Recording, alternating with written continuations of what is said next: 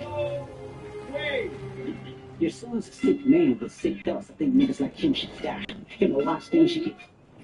Here, teacher. This guy's insane. That's what's hot. It's like.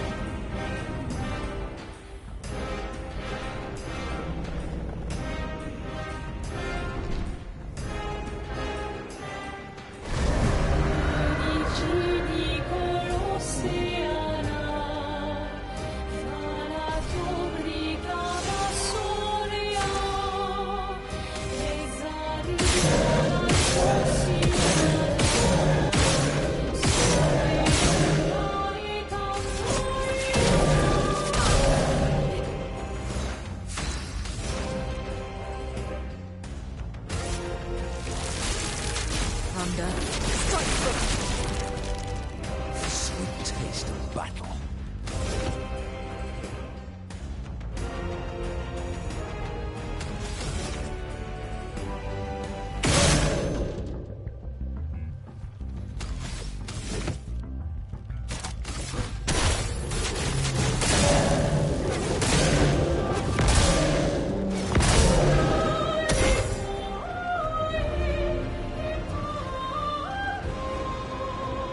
Sweet taste.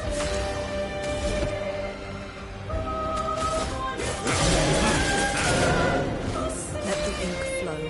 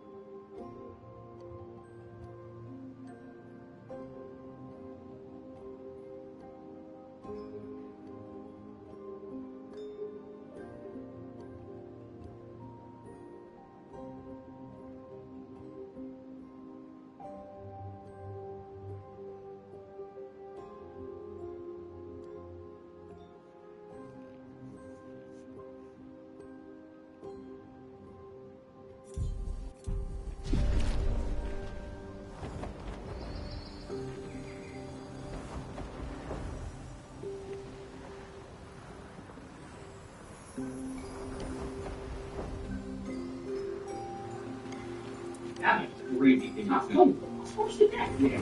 That's crazy. That's crazy, bro. Let's beat the other shit now, y'all. Oh, wow. You know, watch things get fucked up themselves for the rest of their life. What the You comparing Drake to Harvey Weinstein? Oh, bro. Yeah, you're right. This shit getting dark, guys, man. He hates black women, hypersexualized, but keeps up a nympho fetish with facial hair because he understood being a beard just fit him better. He got It means everything. So facial hair because he understood being a beard just fit him better. And now being a beard means being a beard. It means like when you're not actually with someone. Being a beard, yeah. sex offenders on close together. They keep on looking at the roots. And she said, hold yo. Drake. Rapping Drake. Yeah. When they see each other, somebody getting slapped. You think so? Bro, it's mandatory. I don't think neither person has said anything yet that would stop them from being friends after all this shit is settled down. You feel me? I feel like Jay-Z and Nas said way worse shit to each other. And they cool now. Yeah. Child should never be compromised. We keep his child around.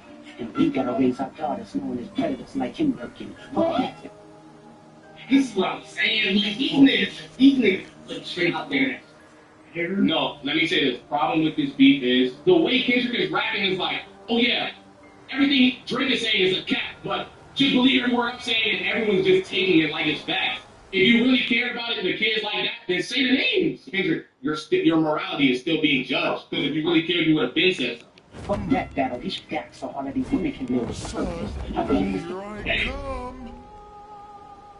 Damn. This is crazy. Kendrick, you really hate this man. Oh god damn, they got Drake too, man. Oh my god. Now we gonna see none of nothing to come out with surviving Drake.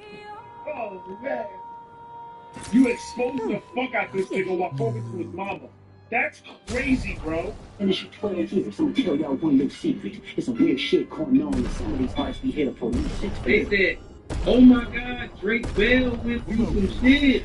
But nobody gave a fuck when Orlando Brown was like, who the fuck would be? Oh, yeah. Nobody cared when Raz B said, They stream 100 victims on the side of their home and call them tender. Then leak videos of themselves to further push their agendas. Say, Yo, and the fact that Drake literally just bragged about that video in the oh my god. Oh my, he flipped it. He already flipped it back on him. It's already been flipped back on him. Kendrick had to heard it. He's had to heard that song release something, bro. He's already got, like, obviously there's a mold within, bro. to any woman that be playing this music, know that you're playing your sister, or better yet, selling your niece to the weirdos, not the good ones. What? What? I'm gonna need some receipts of this shit. And you better understand that the Twitter police gonna be on it. You better understand that. Drake, you better hope that none of this shit true, gang. You better hope all this shit battle rap, gang. Cap Williams that gave me the truth, so I'ma get mine. The embassy about to get paid too. It's only a matter of time.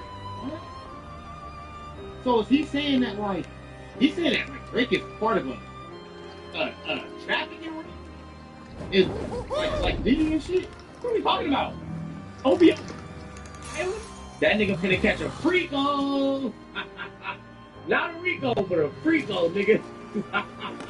A freaketeering charge. Hey, Lil Bron, keep the family away. And Curly Lee, keep the family away. To anybody that embody the love for the kids, keep the family away. That's wrong. I can't deal with the fact that Kendrick took the time on this diss track to not this. This ain't a diss song, bro. A diss song is beneath what this is. A diss song? Ain't no way. They looking at you too if you're standing by him. Keep the family away. I'm looking at you too if he's standing by him. Oh shit, he's pulling that card. Yo, Drake is weird. If you fucking with Drake, you're just as weird and I'm looking at you sideways. He's making it to where you can't even say that Drake is winning. And that's a good angle. That's a good angle, especially with these allegations. Fucking screw. I'm looking to shoot through any pervert that lives. Keep the family safe. Okay. I'm with you with that, kid. That's the best boy in the whole track. Nigga, anything to protect the family. Dear baby girl, I'm sorry that your father not active inside. No. Wait, what? Who's baby girl? Who are we talking about? Nah, wait a minute. What?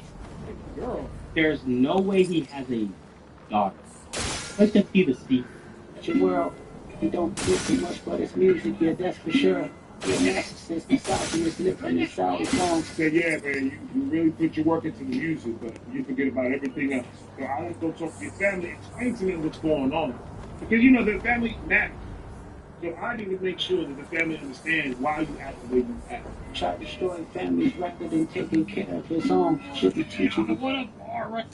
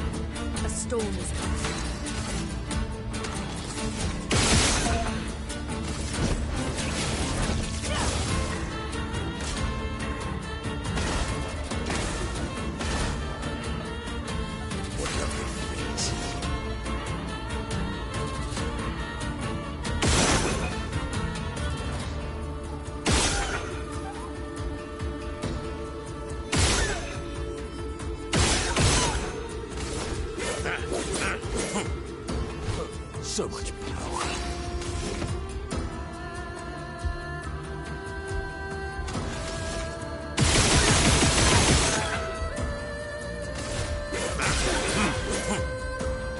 Chroma is flowing.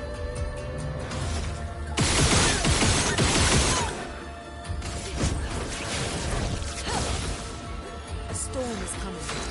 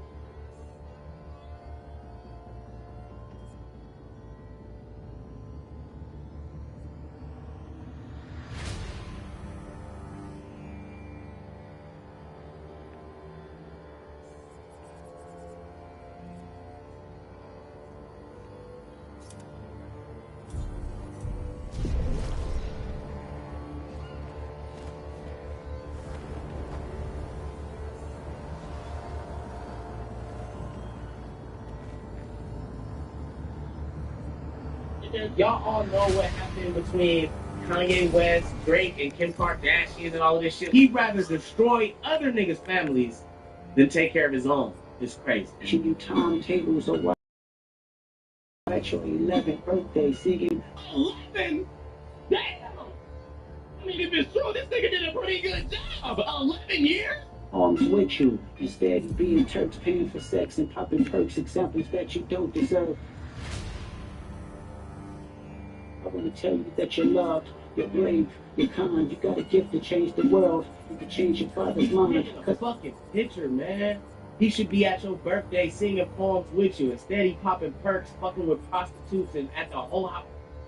He's painting a nasty ass picture, man. Our children is the future, but he lives inside confusion. Money's always been illusion, but that's the life he's used to. His father probably The nigga said, what up?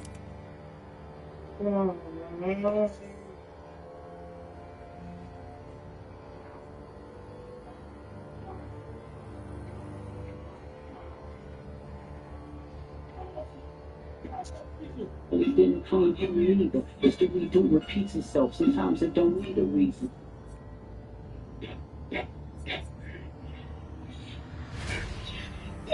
Yo, I'm sorry. Drake shit was fire. That shit was hard. I'm not even through the full song yet. Kendrick is up. Kendrick is up. But I would like to say it's not your fault that he's hiding another child. Give him grace. That's the reason I made Mr. Morale. This is not out of my head, brother. This is not something you bob your head to. This is something that's wow. Wow. You just said you're still dancing. You're continuing. You're tripling down. Rita, you should stab him 50 times. So our babies like you can cope later. Give you some confidence to go through something. It's hope later. I never want to hear it. But that means that she's older than Adonis. Which means that Pusha would have been talking about her instead of Adonis. 11? You chasing man cause it's failed behavior. Sitting in the club with sugar daddies for validation. You need to know the love isn't. Oh man, if Drake really got a daughter out there, it's fucking wild, bro. Cause he telling your daughter, I hope I never see you in a gentleman's club because of how this nigga did. Eternity and trumps our pain. I tell you who your father is, just play the song when it rains. Yes, he. This ain't even for you, Drake. It's not like he's just telling your kids shit. He's just talking to your kids and your parents. This is bad. This is beyond worse. When he said, yo, it can get personal, we can really take it there, he was not lying. He's a hit maker, songwriter, superstar, right? And a fucking deadbeat that should never say more life. Leave the ground. Oh my god, the Grams kind of suck, dude. Holy shit, this kind of sucks. I don't want nothing to do with Grams, bro. Drake Graham, I don't want no fucking Teddy Grams, bro. I don't want no Graham or nothing, bro. This is terrible. Grams, this your whole. I don't want nothing to do. Songwriter, superstar, right? And a fucking deadbeat that should never say more life. Leave the ground. Oh my god, the Grams kind of suck, dude. Holy shit, this kind of sucks. I don't want nothing to do with Grams, bro. Drake Graham, I don't want no fucking Teddy Grams, bro. I don't want no Graham or nothing, bro. This is terrible. Grams, this your whole family. This? Oh, that's hey, this your whole family, man. Has Drake said anything about this? Because I'm saying, there's no way Drake can be quiet getting cooked like this. This ain't even cooked. I don't even know what you call this, bro. This motherfucker is. Nah, hold on. Can someone find my hidden daughter, please, and send her to me? These guys are in shambles. I don't know how I feel about that because it's bro, Kendrick has said a lot more than just you have an 11-year-old daughter, bro. He calls you fucking Harvey Weinstein. Dear Harvey, you know you probably. It don't even matter. This whole time I thought the song was just gonna be, he was just gonna address other people. No, okay, it's gonna get even worse now. He saved the best for last. You thinking I wanted to crash your party, but truthfully I don't have a hating bone in my body. It's supposed to be okay. You cannot say that after you just talked to his whole family tree, bro. You just talked to his whole family tree, and then you're telling him, hey, nothing personal about it. Also, did we forget the other song? I hate the way that you talk to him. What are you talking about? You don't gotta hate. You hate literally everything this nigga does. The exhibition within the game, but you fucked up the moment you called out my family's name, right? Said it. From the time I be with some bodyguards with me, right there, bro. That's what got with Bush. And the men went and did the same thing. You had to stoop so low to the spreaders of decent people. He said this is just a friendly back and forth exhibition. I just wanted to throw some bars with you real quick. Now you want to bring up Charlie, cool.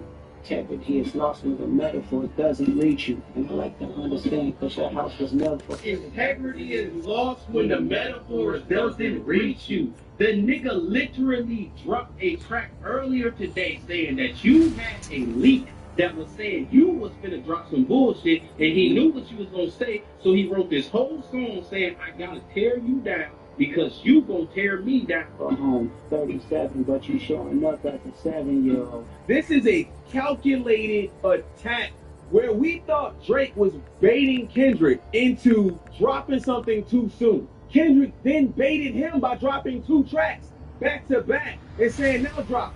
Then to only drop seconds, minutes after you drop. Now we ain't even talking about that record. You got gambling problems, drinking problems, pill popping and spending problems, bad with money, poorhouse, soliciting women problems. Euphoria was a teaser. The second one was, okay, let me just tell you, I'm really not playing with you. This one is, if you respond again, you don't even want to know what else I got. Therapy's a lovely start, but I suggest some ayahuasca, strip the ego from the body. Ayahuasca. It's a South American psychoactive brew. It's some psychoactive tea, basically.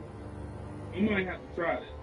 I ain't gonna lie. They empathize with you, cause I know that you ain't been through nothing. Crave entitlement, but wanna be like so bad that it's puzzling, no doubt. I try to empathize with you, cause I know that you ain't been through nothing. Nigga, anybody from the hood, bro, I felt that shit right there. You niggas, this is a fucking slaughter. I'm against. Let's recap moments when you didn't fit in. No secret handshakes with your friends. True. That's true. You know how when you got a team, the team got a or different type of handshakes and shit like that. Drake. Guys, they're fun. Your culture cap shades and binge. Just disrespecting your mother. Identities on the fence. Don't know which family. You had an identity crisis. Didn't know which side of the family would love you. Your mom's white side or your dad's black side. Love you. The skin that you living in is compromised and personas can't channel your masculine even when standing next to a woman. Do you hear the tone? Do you hear the fucking tone? Do you hear the tone? The delivery? Listen to him. Oh my God. You a body shamer. You go hide them baby mamas, ain't you? You embarrassed of them. That's not right. That ain't how mama raised us. Take that man. Your mama didn't raise you like that. Everyone was beautiful, in and out. There's something unique about them that makes them you. You just gotta fight. Some of them you gotta stay a little bit longer. Ask off. I wanna see what's under them achievements. Why believe you? You never gave us nothing to believe in. Cause you didn't tell me when Drake did his push-ups and he did his tailor-made. You didn't take 17 days to respond. You took 17 days to put a hit on. Did you just drop 3 tracks in one day?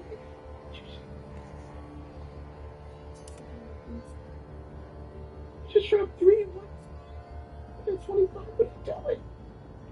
you lied about religious views. You lied about your surgery. You lied about your accent and your past tense. All is perjury. I see what I told about it. J. Cole, dude, what's finna happen? J. Cole, oh, Kendrick know shit about him, and Drake know shit about him. This shit like, peace. Bye-bye. J. Cole said, listen, hey, Jordan Peele, I'm gonna star in your next movie called Nope 2. I'm out. You lied about your ghost riders. You lied about your crew members. They y'all pussy. You lied on them. I know they all got you in them. You lied. No. I feel like I'm being hunted. That shit sound like some ghost. You lie. That's the boogeyman for real, though. Right, there's no way you're unbothered by it. There's no way. About your son. You lied about your daughter. You lied about the other kids that's out there hoping that you come. You lied about the only... Oh, my God. He's murdering him. Nigga, 1,000 times worse than Pusha T. You lied about the only artist that can offer you some help. You know what I like about this track right here? This motherfucking track ain't for y'all. It ain't for fucking us. It ain't. It's for him, Drake. Fuck a rap battle. It's a long life battle with yourself. Oh, talking to his soul, Lord. It's over. I'm done. That last part is just like a preacher is talking to you about all the things you've done all your life. And it's like you sit in a pulpit like this. And you're like, yeah, fuck. They talking to your son, your mom, your dad, like daughter, Like now I'm gonna get up and change my life over and give it to the Lord right now. You know, come on. Listen, anybody that believe in the Lord, come on down and save your soul. Come on, that's what this type of song was. Yeah.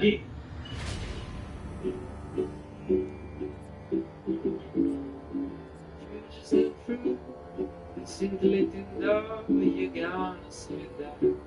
Just sitting on my own.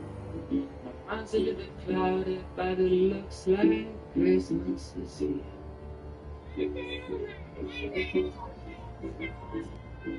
Saw you through the door, just sitting on your phone. Trying to break the ice and setting up the tone.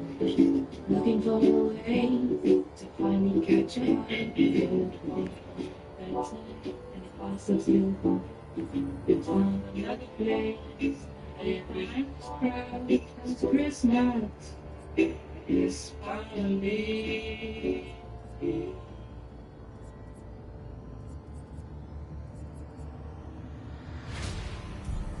Chuck T, you know, and then Chuck T obviously is, based on Taylor, okay?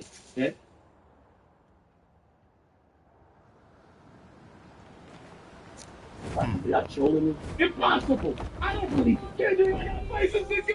I'm doing one tweet on Dan. Back here to do the video. You did what you did. Oh, this is the fourth drop. This is the fourth track in how many hours? How many days? Oh, you dead?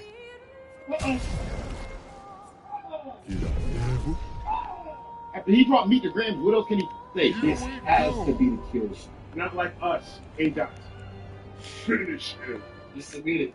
I see dead people. Oh, and then The bar, please, sir. it's great for seeing the Sixth Sense movie. Shout out to the ghostwriters working overtime. Is that all they need to What's up with the people? You didn't even got mustard on the beat, or mustard you in this stuff. I don't know about this. God damn it. You can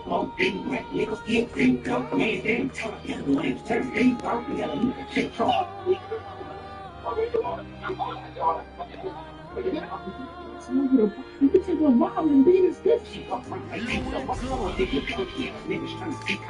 Like, another nigga still across the walk around like Tizo. That's the nigga with all the nails in his head. I do know that nigga. The industry can hate me. Fuck them all in their mama. How many options you really got? I mean, it's too many options. How many options really got? I mean, there's too many options. This nigga think he fuck with this nigga from Compton. You wanna fuck with Compton?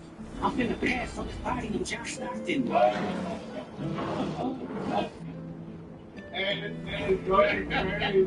Jay! Niggas are shooting at you! Beat your ass in the Bible if God watching. Beat your ass behind the Bible if God watching. God damn! Don't bring a gun! Even if you hide the Bible, like, God still see you hide the Bible and see you being bad, bro. Just let him enjoy the show, bro. Sometimes you gotta pop out and show niggas. Hold on. I'm just thinking about it. My mind go 1,000 miles a minute. Imagine God, like, already knowing this shit and telling all the other niggas, like, yo, watch what's about to happen, bro. Watch what's about to happen, bro. This nigga, like, I ain't even, like, I knew, like, but, like, this nigga surprising me, bro. Like, this nigga surprising me. Walking down the whole time, I know he got some hoe on him. Hold on him. X up shit. What he got flow on him? Say Drake. He had his truth, because he used everything on that nigga. He was missing the kitchen sink, and here's the sink. That's a fact. I hate you like I'm young. You better not ever go to Cell Block 1. Nigga,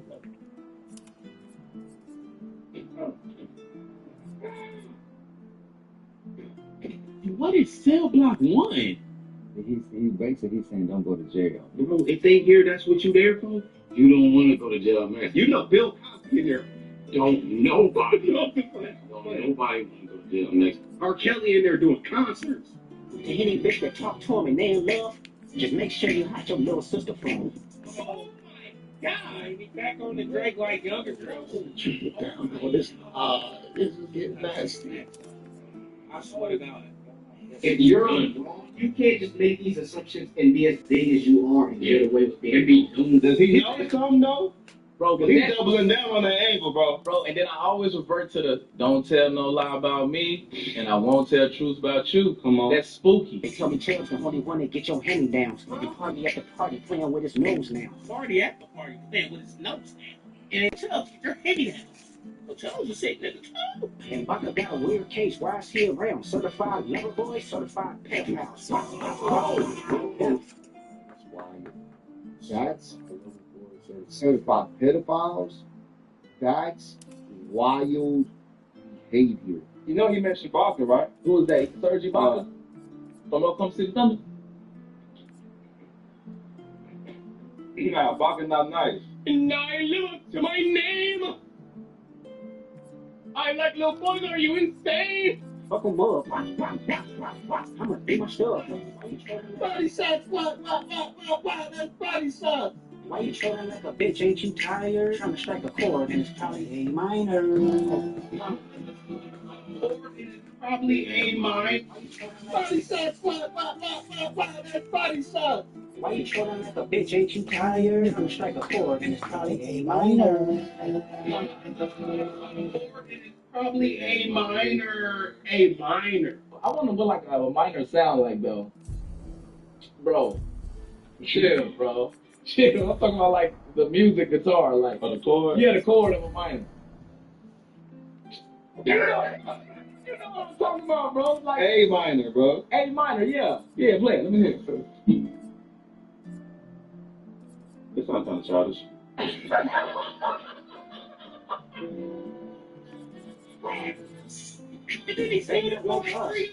he held the note like you did yesterday. Drake said, what he say? They free. Said, listen, A minor. He just wrote this, I swear. Not like us. They not like us. They not like us. Like the range this motherfucker got to be able to drop like that, to be able to drop Euphoria, to be able to drop Meet the Grams, and then come back with this shit right here. There's no way in hell Drake knew who he was fucking with. They not like us. They not like us. You think the they gonna let you disrespect Pop, nigga? I think that open show will be on that stack, nigga. So, okay, that's three. No, keep it going. Stop. Gloves off. Gloves off.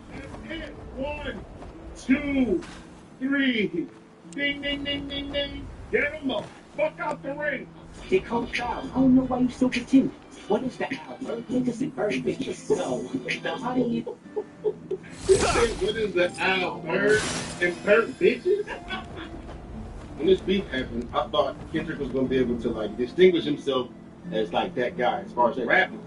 No, like just rapping, bro. I'm like, but Kendrick's like, all right, you gonna get on your level and smoke your one. It's not dumb. Shape the stories how you want. It's straight and not slow. No, some of them are actually fucking slow. Like, 80% of them are actually slow. Keep fucking go further. I promise. Ain't there some be right? That's the bitch. I gotta bring those money. Oh my God, this nigga still Kendrick! This nigga still saying, hey, I can go farther. Nope, you don't need to go no further. No, okay.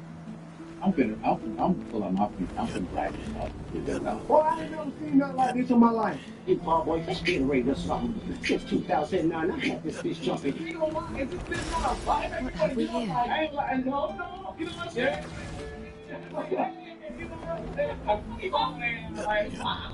You niggas will get a wedgie. You flipped over your boxes. Over your fault. The other action shit.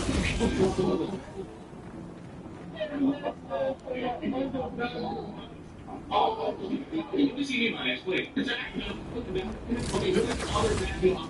what does that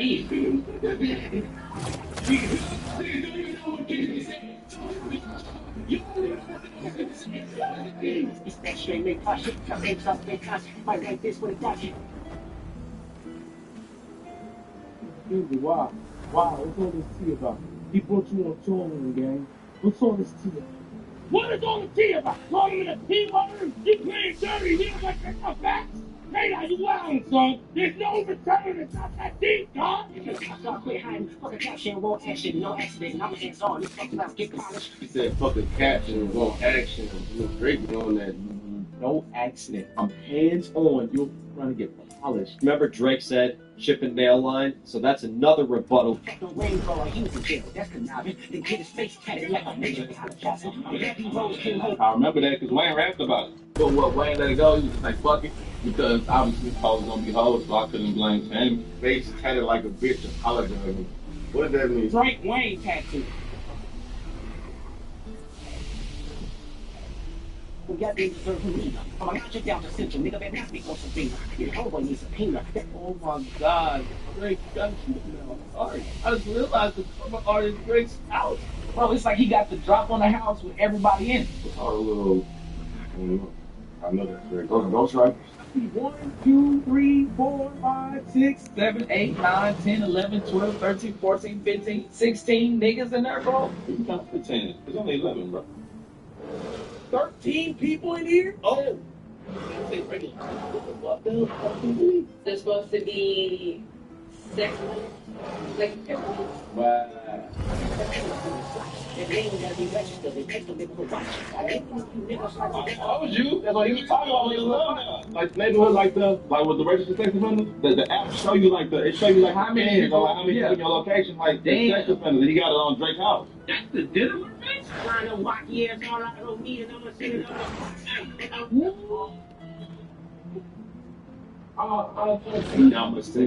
up. That's why I have. Don't be bringing pocket to this shit. Oh, let me over here, I'm gonna get on drop like sweet chin music and I won't pass the hot like hell minutes. Sweet shit music, and I won't pass the eye.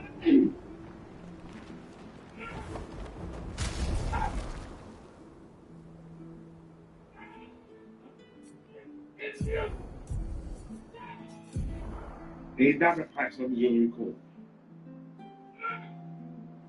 Oh, let me over here, I'm gonna get on drop like sweet chin music and I won't pass the hot like hell minutes. Sweet shit music, and I won't pass the eye.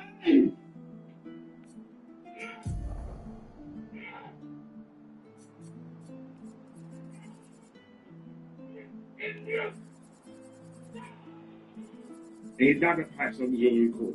No! You driving, you listen to your music, yo, let me unplug real quick. Nigga, no. I have to charge you, idiot. I'm on Bluetooth. So I really haven't time to make you 4, 3, 4, plus 5, and devil is alive. He said he got 10 of these records just in stock. Is it 10 starting now, or is it 10 minus the, how many did we get from K-Dot already? It was like that, then it went to Euphoria, then it went to 616 in LA, then it went to Meet the Grams, and now it's Not Like Us. That's 5 right there. He said he's got 5 more. Freaky ass niggas need to stay ass aside and throw their ass up like a freak. Hey, I'm gonna put the quote out there. He said it. I'm gonna raise it in 2024. Especially this summer. Indeed. Freaky ass niggas. That would be lovely. I need to stay y'all after. Get your freaky ass inside. Get your head. Stay inside. Looking out that purple store with that black bag. We see you. It's gonna be. Well, since we so I can see. This is range, nigga. You understand? When you listen to Euphoria, it's different. When you listen to 616, when you listen to Meet the Grams, it's not this. This is range. It can make you be scared. It can make you bop. It can make you all respect his pain. This is range. What? Is there any? And all the expedition They not like us. This way is fucking beat. I'm scared of what we find there. Don't tell me I'm wrong. They not like us. They not like us. They not like us. They not like us. They not like us. I'm sorry. This sounds like the finisher. When we talk about this in the future, and it's like, yo, when this shit came in, yo, when we hit that, the dead people, that's what we doing in 2024. It was over for Drake. That's a fun time. All of us will soon change. And we still double down calling us some slaves, dude. You doubled down, called us mistakes. Are you going off of what you just released last night? Trey said yesterday you rap like you trying to free the slaves. How fast this was? Did you just do this? Did he drop Family Matters? You pressed public in your last track, and then this, or did you have this in the hands of there's a hole in the camp? Never was the map of building railroads and trains barricade me for a second. Let me put y'all on thing. I'm listening. I'm listening. Hold on. Just cut us and shoot the town folk and make them richer. I'm learning. I'm learning. You're not learning. But I'm learning. Give me. Fast forward 2024, you got the same agenda. He took this track from fun to history. You get a check balance, let me break it down for you. Just a real nigga challenge. You thought future when you didn't see the club. I can see that one. Little baby help you get your nigga world. Oh. He's playing on the back of Drake Clash 85. Wow. 21 gave you first street cred. This we can see that. You started hanging around with 21 Savage. Lears got full gangster They did that. proof in the details. Go listen to it. Before 21 got around him, and you know one dance, got Hennessy in my hand. Did you feel like you were sound in your head?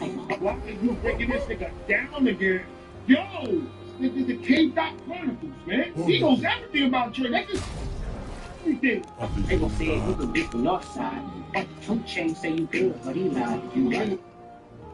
I'm sure it's hard to. Wow. Fire! You need a few dollars, no, you're not a college, you're a fucking paradise. Oh, you're not a college. So basically saying all the niggas you hang with, that you fucks with in Atlanta and shit, bro, you not really for the culture, bro. You just trying to fit in. Off of it, bro. The family matter and the truth of the matter. It was God's plan to show y'all the light. Yeah. This is the gold family matters. God damn it. Say it again to niggas in the back. The family matter and the truth of the matter. It was God's plan to show y'all the light. You just named Drake's song? You heard what you said. Drake dropped the shit last night, and he's mentioning the song today. Kendrick mainly made this in a couple hours. There's no way. There's no. Yo, this nigga Kendrick was built for this.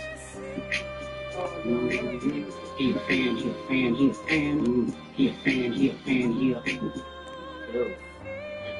Why Drake deserve all this? He did some stuff, bro. Why Drake deserve all this? God damn, so big ass nigga here, $69. And he's strong to play, man. He's a freaky ass nigga. Oh my God, God, what is going on? Big ass nigga here, $69. Hey. It's no way. He's not doing and implying a Bill Cosby Fat Albert there, is he? Hey, He's winning the world, man. Oh, God. Are you winning the world? Yo, man, that's it, bro. Just take the week off. Take the week off, my guy. You good. Sticky ass nigga here, $69. Sticky ass nigga here, $69. Hey, run for your life. Kendrick, stop! It's a white flag, nigga. Stop!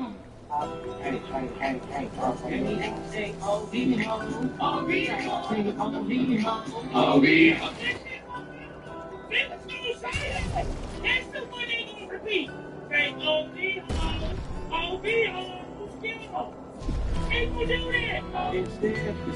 Step away, they step away. Why You imagine, nigga, in the summertime, so imagine niggas relaxing at the park. I'm gonna real. Man,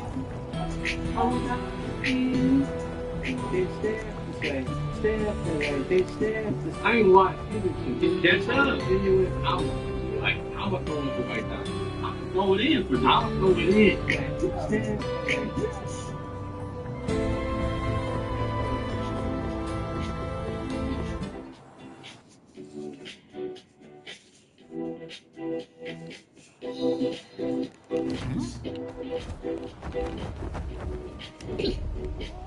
Here we go.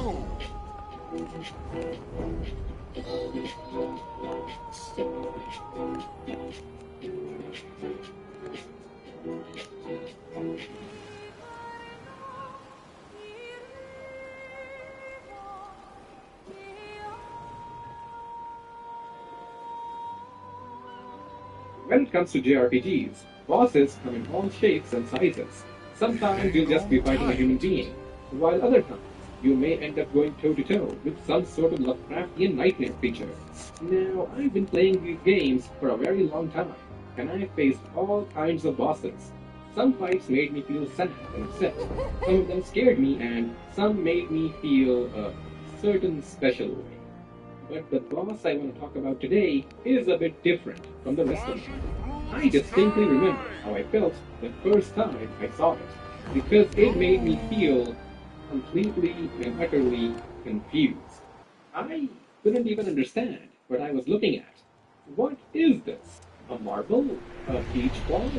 Little did I know that not only is this thing the most powerful boss of this game, it is also one of the most mysterious secret bosses in Final Fantasy history. There is a mystery surrounding its very existence. Where did it come from? Why does it look like this? The more I looked into it, the more I realized that this rabbit hole goes very deep. So what is the story behind the ultimate secret box of Final Fantasy IX? Well, that's what we're here to find out. Challenging Ozma isn't going to be easy. A lot of work has to be done beforehand. Specifically, there is a side quest which we need to do before it's even possible to get to it.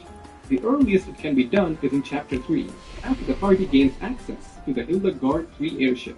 Once you have the airship, you will then need to complete a substantial chunk of the Chocobo Hot and Cold side quest. You'll need a Chocobo for this, obviously, but you can get one pretty easily in this game. Now, this is the kind of side quest that some might find annoying, while others may find it very annoying. I'm not going to go into details here, but as you keep playing, your Chocobo will eventually learn new abilities. In order to continue with our main objective though, we need our Choco friend to learn how to fly. Now, we need to find a circular, slow-moving shadow in the overworld. It can appear in 1 out of 5 possible locations, and it is random, so you'll have to go and check all the locations to see where it is. There are hints in the game regarding the locations, but you can just visit the specific places without them. Once you find the shadow, float over it and feed a dead pepper to your Choco friend. It will freak out and take you to the Chocobo Air Garden. Beautiful, right? If we were to go over to this weird rock formation and check it out, we'll find an Eidolon cave. For those who don't know, Eidolons in this game are, for gameplay purposes, summons from other Final Fantasy games. We'll talk about them more later. Anyway, if we try to examine it, a Google friend of ours will show up and say, I feel strange presence inside, Kupo. I've never felt anything like it, Kupo. It's not of this world, but not like a ghost either. It feels otherworldly, Kupo. That was, basically, the game telling you to get the hell out of here, because something dangerous is inside that cave. Within this cave, Ozma is waiting. Now, if you wanted to, you could take on Ozma right away. You would probably get destroyed very quickly, but it is something you could do if you felt like it. The thing is, the game doesn't actually want you to fight it as soon as possible. It wants you to do a bit more work first, to make your life easier. In addition, while the Hot and Cold side quest was the only actual requirement you had to fulfill, there is one more side quest, which is related to Ozma, which the game never outright tells you about. But completing it beforehand makes Ozma a bit more bearable. It is a very strange quest, to be honest. But then again, Ozma is a very strange thing, so it kinda makes sense in that regard. While you're out there exploring the world, you can, randomly, run into some very cute and friendly monsters. You'll know when you find one of them, because the battle soundtrack itself will change to a different, almost sad theme.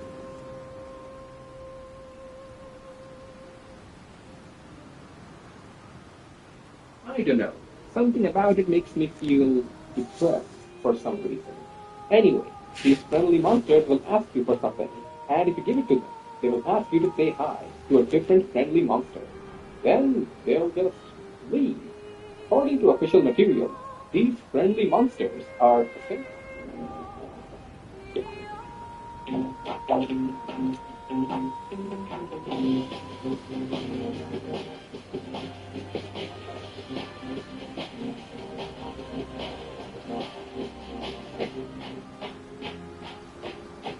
Looking for the 9 lost Gestrel kiddos? Let's go speed run this like a certified babysitter. First kid, right outside Esky's nest, can't miss him. Second, hiding behind. Flashing through the sky.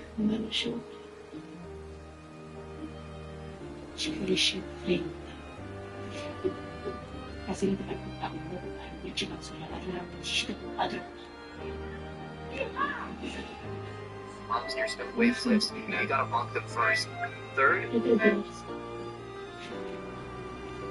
Sarà prendere tutti, sarà questo tipo. Sarà puntarci qua lo suono e padrà. Non so come ti. Ma se la ti viene a te. Tu farai tutto quello che vuoi. Diventare chi ti pare. Mia voce. Sorry. Asali de Chuakalu. As you know, go through the book.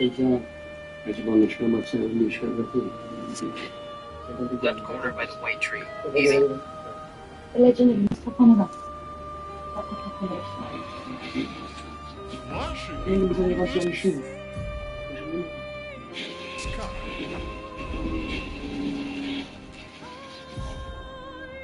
Usa uma roça. Olha isso.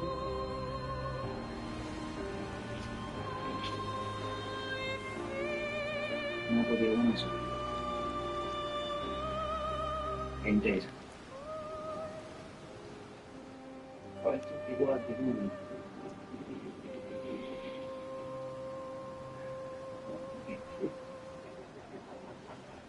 Spirits are essentially spirits of Gaia. Between the trees near Are Bronco directed Station. to the planet itself. There are a total of 9 of these spirits, and you need to meet and satisfy all of them by giving them what they ask for. Yes, you will have to give them anything they want from you. In return, they give you a bunch of AP along with an item. The order in which I have them all listed is the order in which you would expect to run into them during the main quest, but they do not have to be met in this order. If you decide to take on this quest after getting the airship, you can meet the first 8 in any order you want. The 9th one has to be met last though.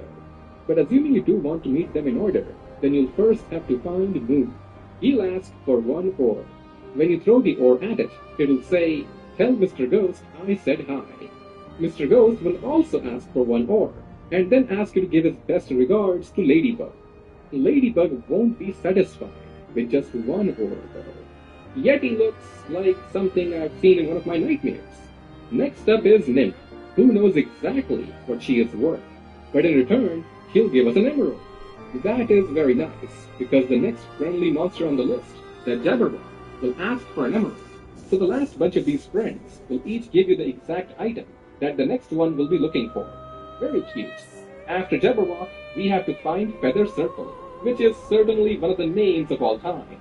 It'll ask for the Moonstone, which we got from Jabberwock, and it'll give us the Lapis Lazuli, which I legitimately had to look up because I wasn't sure it was an actual thing.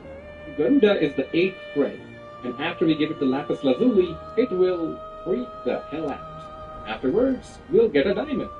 Since all of them have been taken care of, we can now go and meet the friendly Yan, who will ask for the diamond we got from Garuda. And after receiving it, the Yan will say, "Thanks a lot. Now you can reach the round guy." Round guy? I think we all have an idea who it might be referring to. So what was the purpose behind this quest, you may be wondering? And what did the Yan mean by, "Now you can reach the round guy"? See, if you were to take on Ozma before completing this quest, you wouldn't be able to reach it with the normal physical attacks. Also, Ozma will absorb shadow elemental attacks.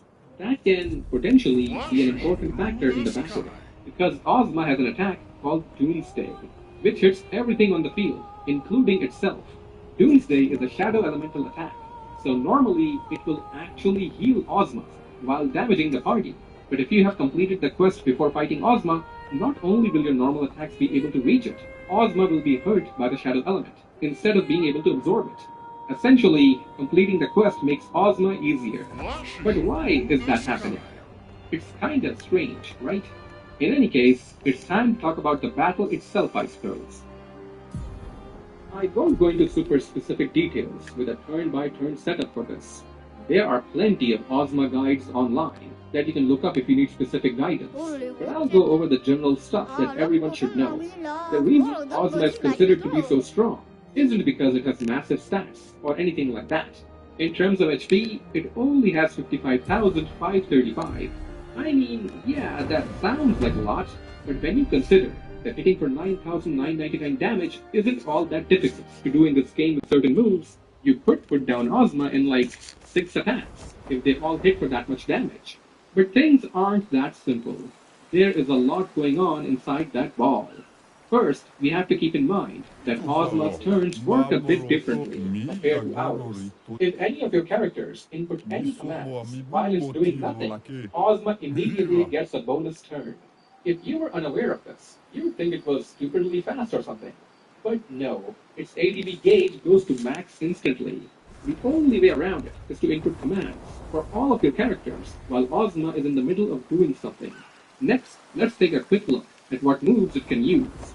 Yeah, that's a lot of moves. It's worth keeping in mind that Ozma will avoid wasting its turns if it possibly can. For example, level 5 death only affects party members whose levels are a multiple of 5. Ozma will only use it if a party member is susceptible to it. If that's not the case, Ozma will pick something else.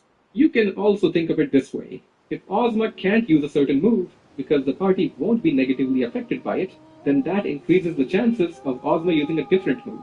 And out of all the nasty attacks that Ozma does have access to, the most devastating one is Meteor.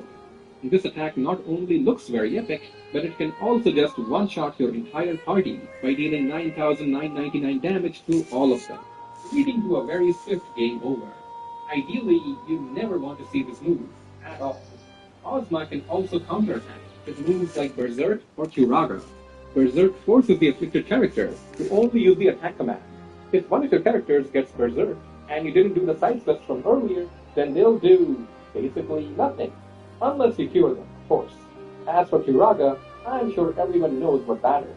It'll heal the round guy for a lot of HP, setting you further back from your goal. Alright, so let's talk about how to beat this guy. Well, to be fair, you don't have to follow a very strict path to victory. A bunch of different characters are viable, and you don't need to have them at level 99 to be competitive. In terms of equipment, having gear that can absorb shadow, and perhaps even holy, will definitely help. On a side note, as long as even one of your characters has a level divisible by 5 or 4, then that could make Ozma use level 5 Death or level 4 Holy, which would only really hurt that one character. Your equipped abilities can be super important here. Ozma can cause some nasty status effects with Curse, like Confusion. That one, in particular, can ruin your day, so having clear-headed on everyone is a very good idea. There are a bunch of generally great options, like Auto Haste and Auto Regen, that everyone should have. Beyond that, you'll want to make sure that you have some solid damage-dealing moves. For example, Freya can use Dragon's Crest, which is an attack that deals a fixed amount of damage, and bypasses defenses entirely. The damage itself is dependent on the number of dragons you kill during your journey. After killing 100 dragons, Dragon Crest will always do max damage. That is a very easy requirement to meet, I would say. Some might find this to be kind of boring, or even unethical, and if you have an actual hatred for dragons, you'd have much more fun doing it. Shock is also a fantastic option. It's Steiner's most damaging move, and can easily hit anything, including Ozma for max damage. Between those two characters, you'll have plenty of damage output. Having a dedicated healer alongside them can be the key to a very solid foundation for this fight. But like I said, the other characters can be viable too, if you build things around them. Quina could become one of your main attackers with Frog Drop. If you really want Quina to be in your party, sure, you'll have to get Quina to a very high level, and you'd have to catch a lot of frogs, but maybe you're into that. In my opinion, Ozma is most dangerous when you don't know what it can do. The knowledge of what it's capable of is half the battle. Once you do know how things work, you can mitigate certain problems and preemptively protect yourself against others. Sure, Meteor can still destroy you, but you can just reset and try again. If you get lucky with the moves Ozma uses, you could end the battle very quickly. This is not necessarily a test of endurance. Knowledge and preparation will be everything here. And after you deal enough damage, you will witness a beautiful cosmic explosion as Ozma shatters into a million pieces. Well done. You've beaten the toughest challenge of Final Fantasy IX. You get a ton of XP and AP for winning, but far more importantly, you get a bonus as well. We'll talk about that in a moment. After you win, the Moodle will be very impressed by your actions, and will give you a strategy guide as a reward. Nifty. Well, we've beaten Ozma, but I don't think we've learned anything substantial about what it is and where it came from. I think it's time for us to try and do just that.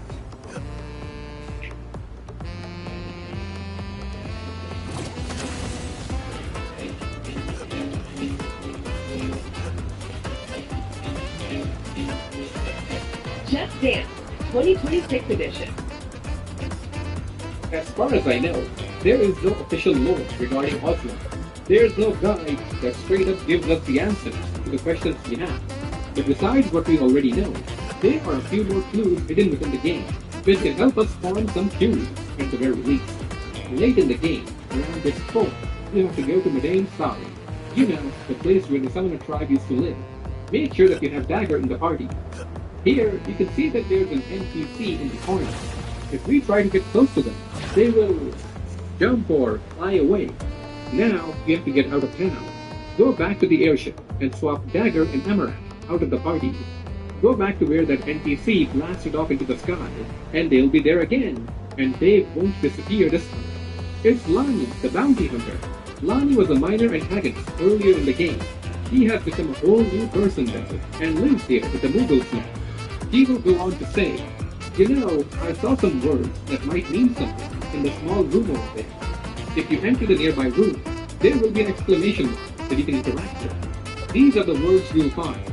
Time moves forward once. Time moves backward once. 9 is the last number. It is also the first. These cryptic words are actually the key to a puzzle. We now need to go to the Eidolon Wall. What we need to do here is walk clockwise from the entrance by heading to the right. Eventually, you'll arrive back at the entrance and hear a chime. It's barely audible, but it is there. After you hear it, walk counterclockwise until you get to the entrance again and hear another chime. On the 9th round, you'll know you've done it right if you get the message that your HP and MP have been restored. You can now check the walls for some messages that have been left behind by the Summoner tribe. There are a few here that are relevant to Dagger, also known as Karnak. Like we can find out what happened to Dagger's daddy, and also her real name. But more importantly, there is some valuable information here regarding Eidolons. The Summoner tribe studied Eidolons and the nature of their existence. Some of these writings represent the collected knowledge and theories of the Summoners regarding the nature of Eidolons, as well as their potential origins. They were wiped out by a being called Garland, who felt threatened by the powers of Eidolons.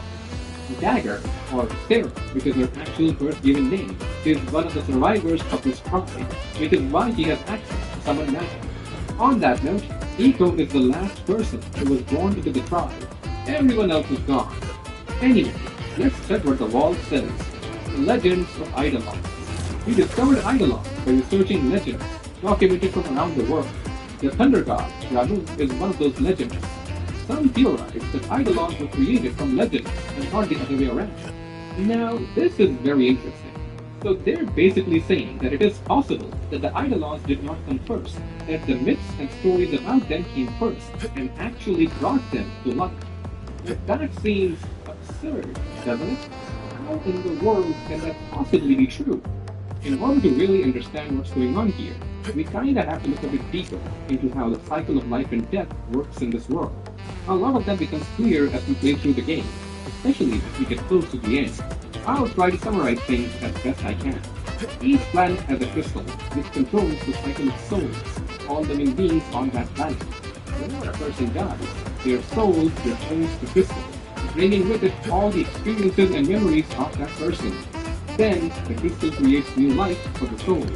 So, basically, living things die, their souls return to the crystal, and then the crystal creates new life. As the cycle goes on and on, the crystal becomes stronger, capable of producing more complex life forms.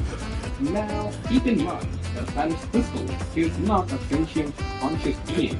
It is there to follow a simple direction. Continue the cycle of souls, which is, say, the cycle of life and death. In order to keep that cycle going, it might need to protect itself every now and then. And to do that, it creates life that is meant to be its protectors. These protectors are called Eidolons. You know, different Shiva, Bahamut, they're all Eidolons. But how does the crystal create them? Well, it uses the memories of all the souls who are part of the cycle as inspiration. When a person dies, their memories and experiences don't disappear. It all continues to exist. In Memoria, the final dungeon that we go through in Final Fantasy IX, we see this directly. Within Memoria, the memories of Gaia are stored. Gaia, in case you don't know, is the primary planet that the game takes place on. First, we see the destruction of Alexandria, with the awakening of a terrifying Eidolon, Alexander. Then we see how Zidane is able to see one of Dagger's memories, even though he wasn't there to witness the event in the first place. Then we see the whole party witnessing memories that don't belong to any of them. In fact, none of them even existed when these memories were created. Within memory, we are guided by Marlin's world. Marlin was the main overarching antagonist for the majority of the game, who was pulling the strings from behind the scenes.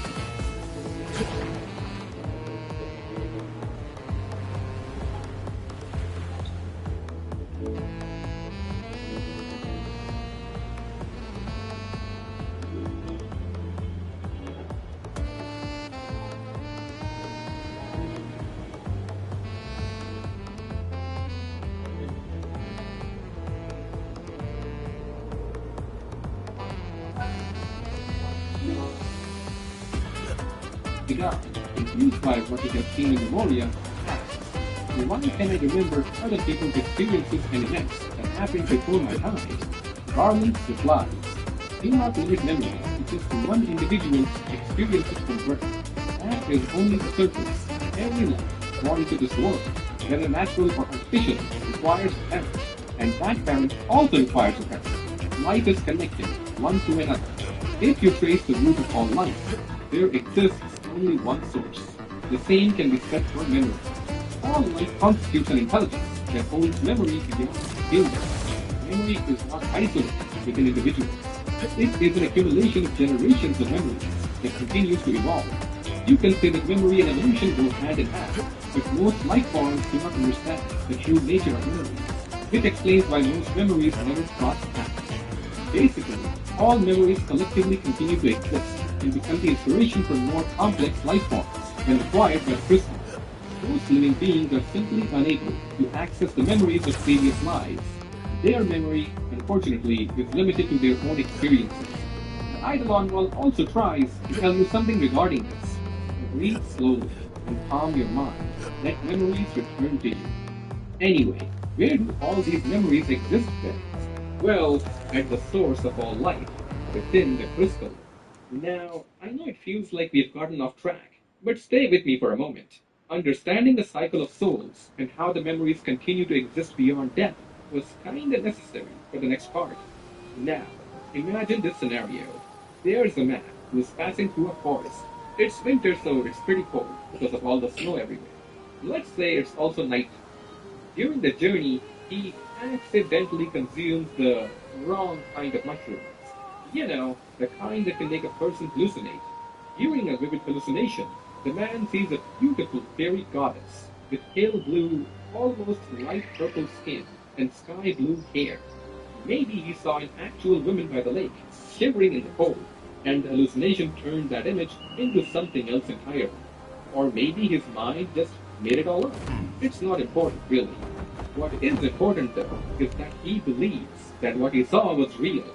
When he gets home, he tells everyone what he saw, maybe even adding a few details like she had magical ice powers or something.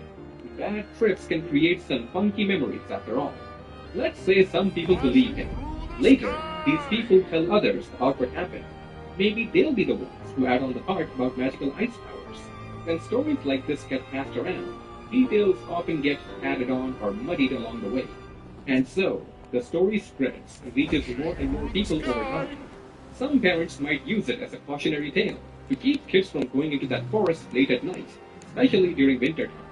As time passes and people travel to other places, the tale spreads further and further, and from one generation to another, their imaginations painting a picture of what this ice goddess probably looked like. That one experience turned into a story which went on to become a myth or legend that many people believed in. In essence, it became a part of the memories of many, many people. Now, when these people die, they'll return to the crystal with their memories containing information regarding this mythical ice goddess. What will the crystal do when it sees all these memories? The crystal will try to bring this ice goddess to life in the form of an eidolon. Because people believed it existed, the crystal will bring it into existence. This is what the wall was trying to say regarding eidolons being created from the legends and not the other way around. You can change that story to be about anything, really. Maybe somebody was just lying about seeing something mystical. We all know people who tell tall tales for attention, right? But in this world, if enough people believed in something, regardless of the origin of the story that shaped their memories, Crystal could use their memories to bring it to life. But there is a bit more to all this. Let's take a look at what the wall says next. First, discovered. Shiva. Shiva took the form of a young girl when she was first discovered. She now appears as a grown woman. Eidolons adapt their forms to the time and culture in which they appear. Shiva illustrates this theory. So what the diddly does that mean? It means that the form of Eidolons are not set in stone. As myths and legends change or evolve over time, so do the forms of the Eidolons. We have many examples of something like this happening in our own world. For example, the original artistic depictions of angels used to look a lot more disturbing and terrifying. As time went on though, they changed into beautiful human-like figures. These days, if you ask a random person what they believe angels look like, they'll probably describe a beautiful human with wings. And if you Google image of angels, you'll mostly find images of beautiful human figures. The old interpretations of angels fell out of fashion over time, one could say. Back to the game. This does make me wonder, is it that the crystal statement prefers more recent memories when it comes to the form an Eidolon should take? Or is it, perhaps, that new memories are necessary for an Eidolon's form to be maintained? Let me ask you a question. What would happen if everyone who knew about a specific Eidolon passed away without leaving any information behind about the Eidolon? Let's say that the entire civilization that knew of this Eidolon was wiped out somehow. Or maybe the myths and stories about them were simply forgotten over time, for any number of reasons. At the end of the day, the point is that there will be no new memories to reinforce the story and image of that Eidolon. So assuming new memories are necessary to maintain and evolve an Eidolon's form, what happens now? Would the Eidolon just become formless?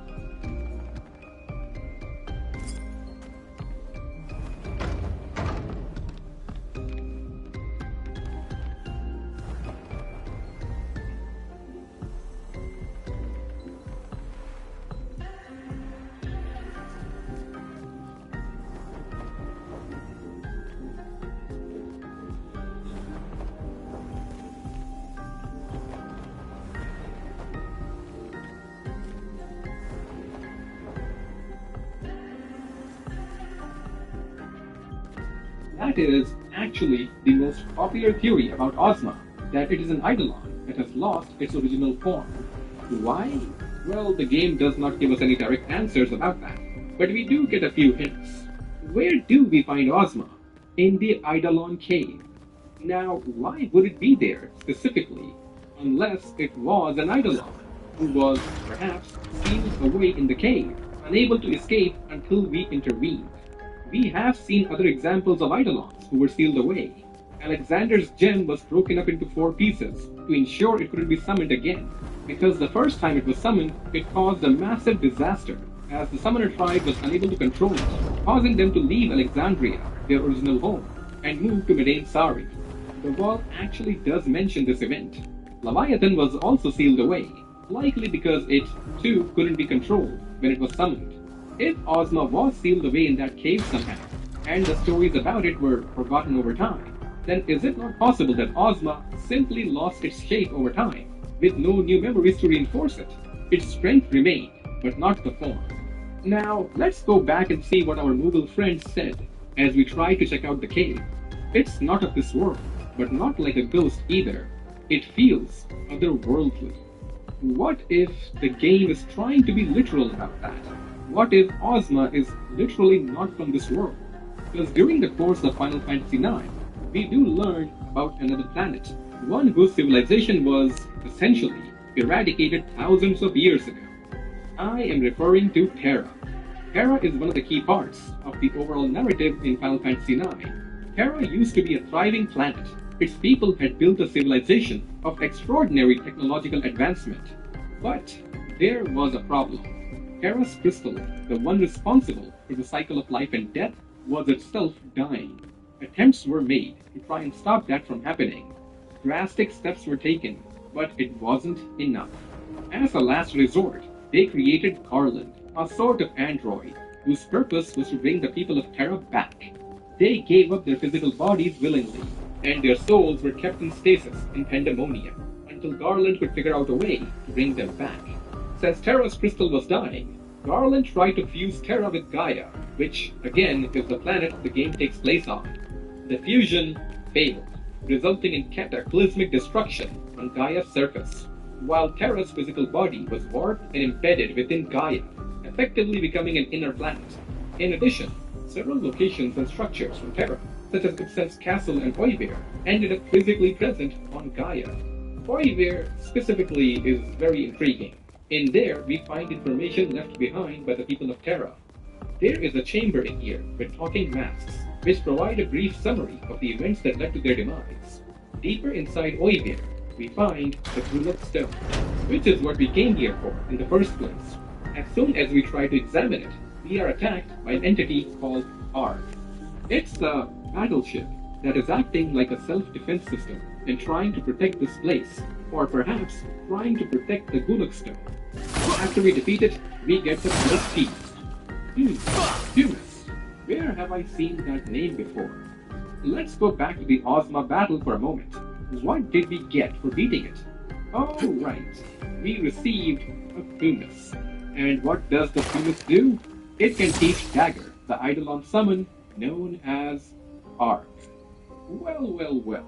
I think we found a pretty strong connection here between Ozma and Terra, wouldn't you say? And just to be clear, it is quite obvious that Ark is of Terran origin. Even in their archives, they do seem to be quite obsessed with battleships. And if you need some serious proof of Ark,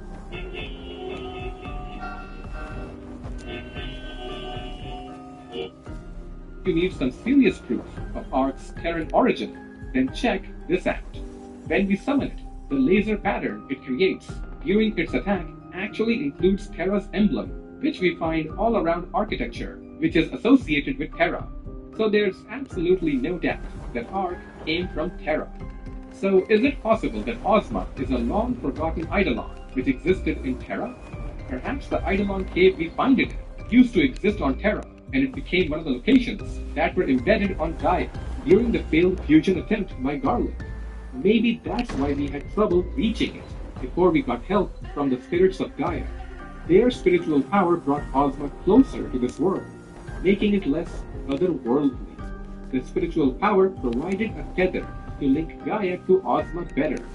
Now, we have to keep in mind that after Terra's crystal grew weak, it was unable to produce Eidolons. This is known information when it comes to this game's lore. But when Terra's crystal used to be strong, it must have been able to produce Eidolons too, right? Maybe after it grew weak, the Eidolons disappeared, and the myths and stories surrounding them eventually vanished as well. And I mean, the people of Terra disappeared altogether anyway. To be fair, we are making some assumptions here, but I think we would have to with any theory. But it does make logical sense, doesn't it? So there is a reasonable amount of evidence to suggest that Ozma is a long-lost Terran Eidolon.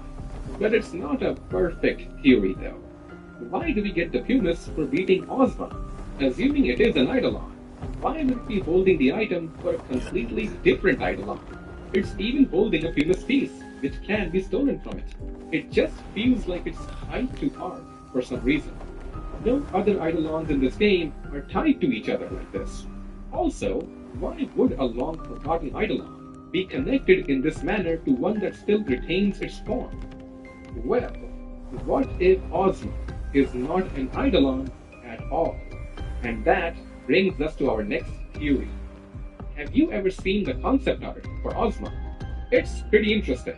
There are a bunch of notes here regarding what Ozma is supposed to look like and everything. Check out the name though. The way it's written here is kinda strange, isn't it? Almost like it's supposed to be an abbreviation of something, like RAM or LAN or CPU. Maybe that's nothing. But I do want to show you something that might not be nothing.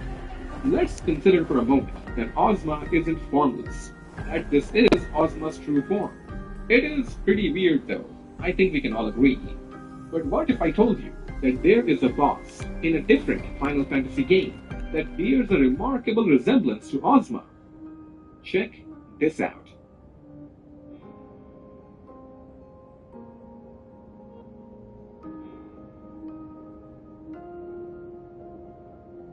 Well now, that does look a lot like the round guy, doesn't it? Sure, it may not have the bizarre swirly colors, but it even rotates in a similar way to Ozma's neutral stance. This is the CPU boss from Final Fantasy IV. In that game, it's the controlling mechanism of the Giant of Babel, a massive machine that was created to destroy the human race. It is a very significant entity in the game, but more importantly, it is a machine, and when we confront it, it does try to destroy us. It seems like there's some kind of AI working in there. In a way, it was kinda acting like it had an automated defense system protecting the Giant of Babel. But it's not a living creature, and it's not sentient. It's simply following directives of its program. What if Ozma is something similar? Specifically, an automated defense system whose directive forces it to protect something important. What if Ozma is simply protecting Pumice, the item which enables access to Ark? Sounds intriguing, right? Let's dig deeper. When we were in Oivir, how did the battle against the Ark there begin? It didn't bother us while we were moving around, interacting with all the other stuff in there. It didn't do anything while we were interacting with the masks in the chamber. So it's not like it's actively hunting us or defending the entirety of the place from us. No, it activates and becomes hostile when we try to get too close to the Gulug Stone. As soon as we try to get close and examine the Gulug Stone, Ark attacks. Here, the Ark is acting like a defense system, one that is protecting the Gulug Stone. The stone is a valuable item in the story, and obviously the Terran people did not want it to fall into the wrong hands. Basically, what I'm trying to say is that it seems evident that the Terran people did make use of defense systems to protect important things. Also, on a side note, Terra's Chronicles, which is a collection of official lore regarding Terra, describes the Gulug Stone as a magic controlling device, but the technology is completely out of this world. Or, one could say, it's otherworldly. Don't we know about something else that fits that term too? But let's talk a bit more about the Ark itself. The one we face as a boss, and the one we get as an Eidolon from the Pumice, have the same name. The game does not differentiate between them as such. But the one we summon behaves quite differently though. It transforms into a super mecha robot.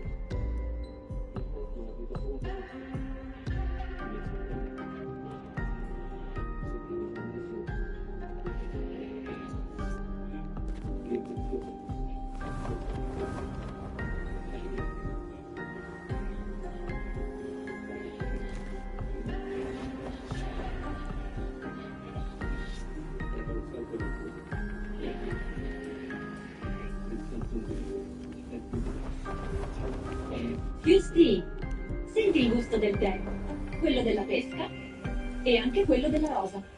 La vita ha più gusto quando c'è fusione. Si dice Fusty, ricordati. The one from the boss battle never does anything like that.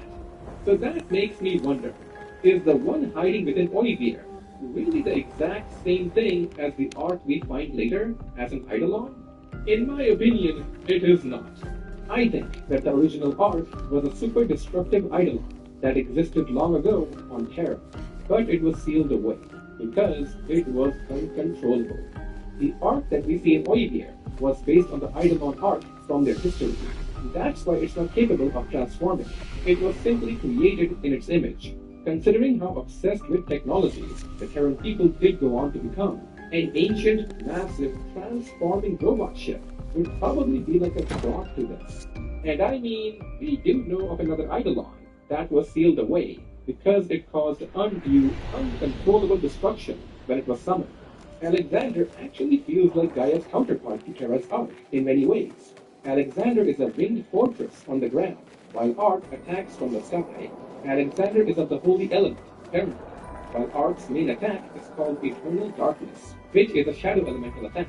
Alexander was sealed away, and its jewel was broken into different pieces. Perhaps Ark was sealed away as well, except that the ancient people of Terra decided to use a defense system to protect it. Ozma is that defense system. Yes, Terra's crystal became incapable of producing Eidolons eventually, but maybe they sealed Ark away in the Eidolon cave before that happened, and never tried to mess with it again. When did the Ark activate in Oivia? When we tried to examine the item, it was designed to protect. And what do we do in the Chocobo Air Garden that initiates the battle against Ozma? We try to examine the Eidolon cave. Now, that does leave one question, as far as I'm concerned. After we get the Pumis, Dagger can learn Ark from it and summon it on Gaia, a planet which Ark did not originate from, a planet whose people would have no memories whatsoever of this entity. So how does the Crystal of Gaia know what Ark is supposed to look like, and what it even is? How does Gaia's crystal manifest Ark as an idol? Well, there is an answer to that, too. We kinda have to talk about Garland's overall plan first. After the souls of the people of Terra went into stasis, Garland's plan was to interrupt the cycle of souls on Gaia. He tried to do this by using the Lifer Tree, which acts like a gigantic soul filter. The souls of the people of Gaia were stopped from going back to the crystal, and they were replaced by the Terran souls who were in stasis. As the Terran souls enter the crystal, they become part of the soul cycle, so their memories and experiences are being carried into the crystal. By the time the game begins, this soul filtering process has already been going on for a long time, like for over 1,000 years, meaning the souls of Terran people were already a part of the soul cycle for a very long time. What if the crystal took their memories, their beliefs and stories, and used them to express Ark? Well, that's what the crystal does, right? It takes the memories and experiences of souls, using them as inspiration to determine the physical form of Eidolons. So even if the original Ark disappeared after Terra's crystal weakened, the memories of the Terran people were still able to provide Gaia's crystal with all the information it needed. And it's obvious they knew how Ark looked. I mean, they designed an airship after its image, after all. And I do think that the Pumis must have been learning Terran culture to be the item that unlocks or awakens Ark. By the way, did you know that the Japanese name for Pumis is Floating Stone? There is an item in Final Fantasy I. It is also known as the Floating Stone in some translations. What does that item do? It raises a long-lost ancient airship lying beneath the desert. And what is Ark's primary form? You know what I'm talking about, right? I'm not saying that Final Fantasy 1 and 9 are connected or anything. It just seems like the Pumis, or Floating Stone, has been used previously for similar purposes. So even if the original Ark was gone, Gaia's crystal knew exactly where the Ark Eidolon would go from the current memories. In any case, Ozma continued to protect the item it was meant to protect. As long as we stay away from the cave, Ozma's automated defense mechanism does not activate. But as soon as we try to examine objects that the Terran people wanted to protect, their left-behind defense systems will activate and follow their innate directives. But to be fair, there are some issues with this theory as well. If Ozma is protecting the Pumis, why is it also holding a Pumis piece? On that note, there are 2 other Pumis pieces that can be acquired in the game. One from the Ark in Oivia, and one from the Chocobo Hot and Cold side quest. Technically, it is possible to acquire a whole Pumis without messing with Ozma, if we find the other 2 pieces. But we would need to beat Hades, another optional super boss, who would then allow us to fuse them together. Interestingly enough, Hades appears to know about Ozma, and becomes shocked upon learning that you defeated it if you talk to Hades after beating Ozma. But even Hades probably did not know about Ozma's true nature, just that it's a super strong entity. It could be that the other Pumis pieces serve as a gameplay function only, to allow players access to Ark without putting in the effort required to beat Ozma.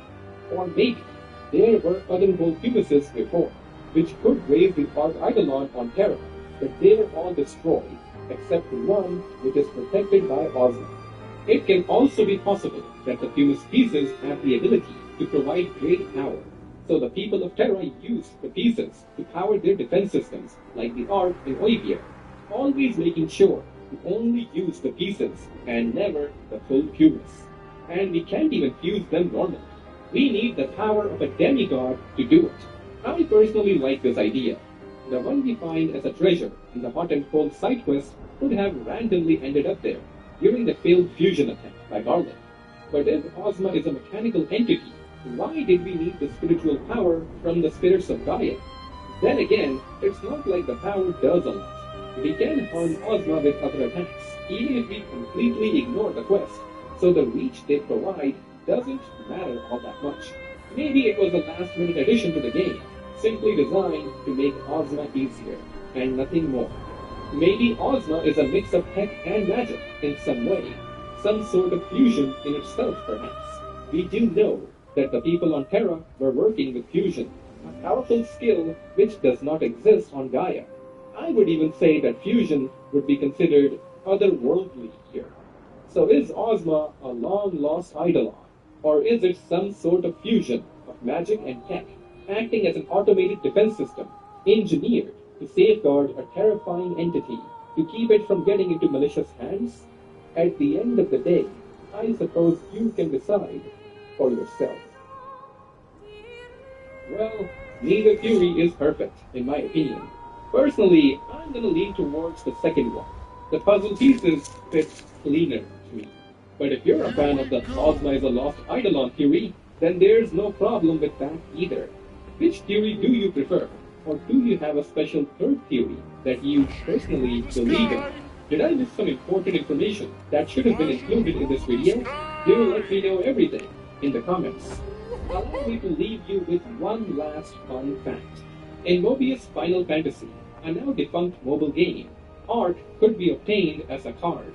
Its description read, a mechanical entity using magic and technology, once sealed beyond time-space by a heavenly pact.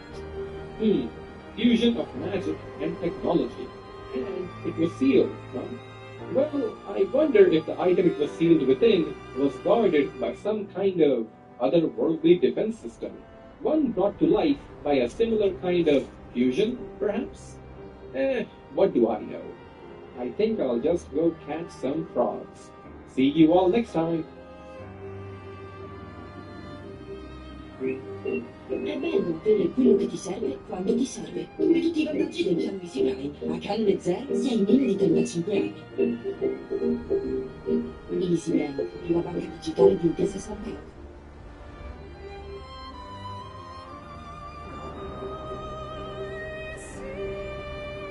Awaken to a world of wonder in Final Fantasy XIV Online. Play solo or team up with your friends. Play free today.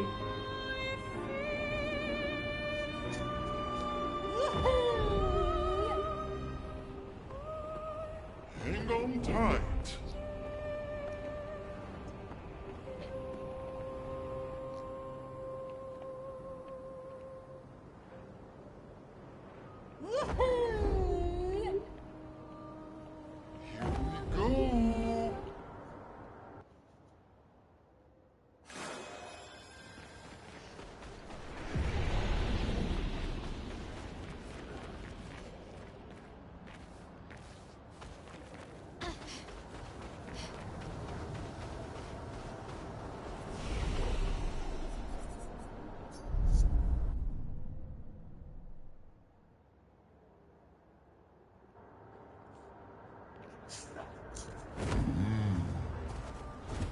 Son, here I come.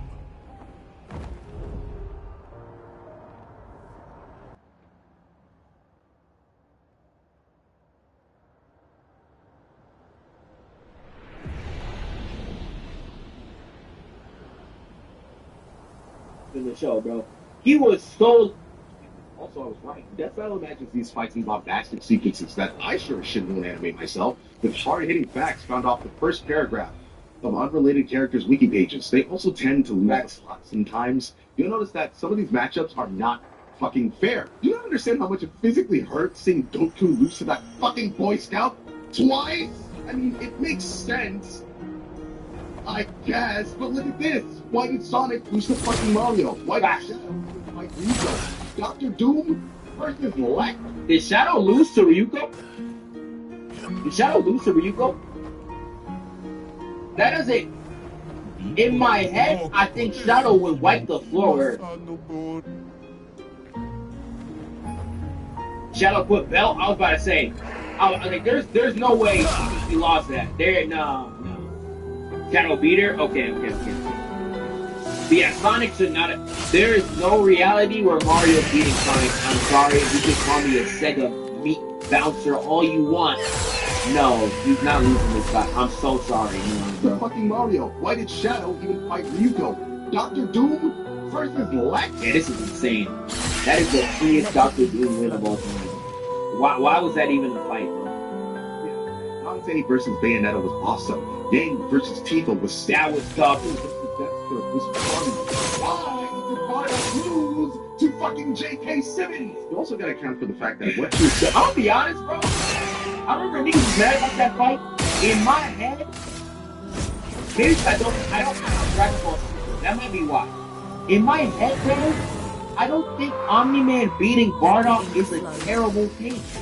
I genuinely do not. Now, one thing to take about me, I don't, when I think about Dragon Ball, I really rarely think about anything besides the original Dragon Ball and Dragon Ball Z. So when you tell me Bardock, I'm thinking the Dragon Ball special one. Dragon Ball is, Bardock is special in that, he's special in that special because he is weak. He is a low-class warrior. He is a speck of nothing who tried to go up against Frieza. He had no power to do that. Yeah, he beat Frieza soldiers on that one planet. The Doria one-stop that nigga. Yeah, he fought a bunch of Frieza soldiers on the way to Frieza. He would have got boomed on sight. He was nothing, bro. Bardock was not strong at all. So you saying that Omni-Man could beat him in a fight? If I'm thinking of that Bardock, the Bardock that I really consider, I think Omni-Man would wipe him with ease, bro. But when you count the freaking BS special where he gets Super Saiyan, he got Super Saiyan 3 in the games, yeah, it's not close. But like, I think the actual original Bardock that they made, Omni-Man's wiping the floor with. That was the point of the character. He's a low-class warrior, bro. He's a low-class warrior. You know what I'm saying? And it's all the additions they brought up on top that makes Bardock as cracked as he is. But, I don't know. Me personally, I don't think Omni-Man winning that is not absurd, in my opinion. Like, when I hear that, like, that's not... I feel like he should. But, you know, Dragon Ball Super just makes fan service and gives forms to every character ever. So Bardock, for some reason, has like 10 forms when he should really never have that. He should be in the grave right now. But, hey. On who you like more in these fights, and whether or not they hate anime that week. Unless it's Doom Guy versus Master Chief, chances are you aren't going to find love for your neighbor. Just search up Death Battle Debunked and you'll find at least 2 counter videos for each death battle. Literally. Does anyone have this much time? Which brings us back here. Now, I'm saying, though, there is niggas, I'm gonna let the video play, but I swear there's Death Battle hate watchers, bro. Legitimately, every single battle, there's a debunk within the hour. Within the hour, I swear to you, there is people who are just camping Death Battle to prove them wrong. They don't even like Death Battle, bro. They don't even like it. They're pissing me off with some of their outcomes, bro, but I don't care that much. That is just absurd. Half of them niggas are just hate watching to make a video or make a tweet about it. Like, when my character lose, I'm like, damn, F y'all niggas, so I move on to the next. Y'all legitimately watch to get mad every time, bro.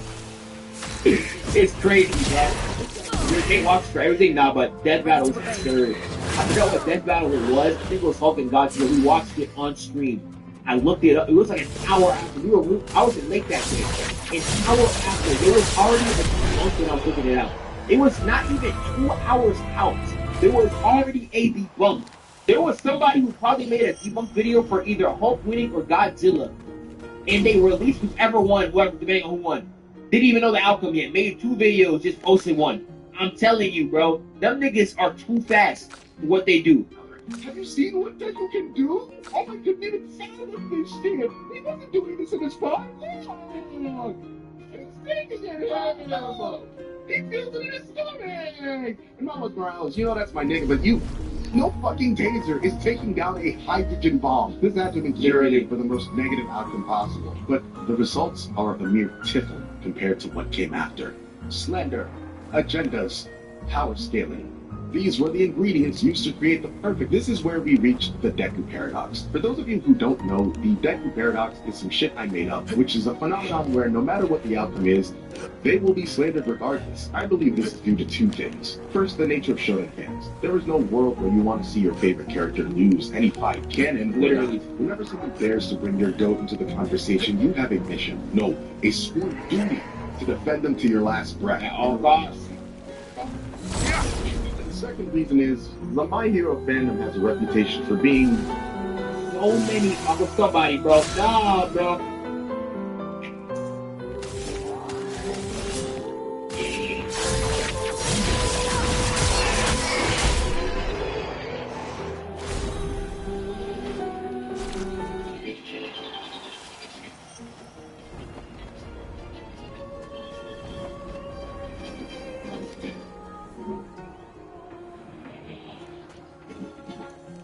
intrinsic pull people have to show it and projecting onto it, whether you want your favorite character to win or kiss a girl. And it sucks to see because Deku is legitimately a good character and a great embodiment of what it means to be a hero. You know, until you can be a hero, even without powers. The man told the hopeful poor boy who was about to get powers in like a really expensive cool fucking mech suit. And I believe hatred towards some of the most generational hating I'll ever see in this lifetime. Do you think My Hero would have been better if Deku had no powers? Genuinely, that clip kind of brought something in. I'm pausing so much. I'm so sorry, but do y'all genuinely think My Hero would have been a better story had Deku had no powers? In my opinion, it might have been more creative. I don't know about better, but something to think about. Deku won the death battle, overwhelmingly so. The floodgates opened, and the slander pieces rolled out like nobody's business. Deku had just beaten a street tier. All of a sudden, that was all he amounted to. A bully that gets bullied. Oh, if you don't already know, there are power scaling tiers that define what any given character can handle. Street tier means being able to level a small street. City tier can destroy a city. Continental can destroy a continent, planetary, galaxy, universal, you get it. Power scaling is so fucking ridiculous. Some of the most sweaty, unemployed young adults you can think of dedicate their lives to come up literally, bro. These niggas aren't real. Yeah, the Solar Clear's deck dips yours because he scales the outer dimensional, outerversal, multi-omniversal to the 5th power. Yes!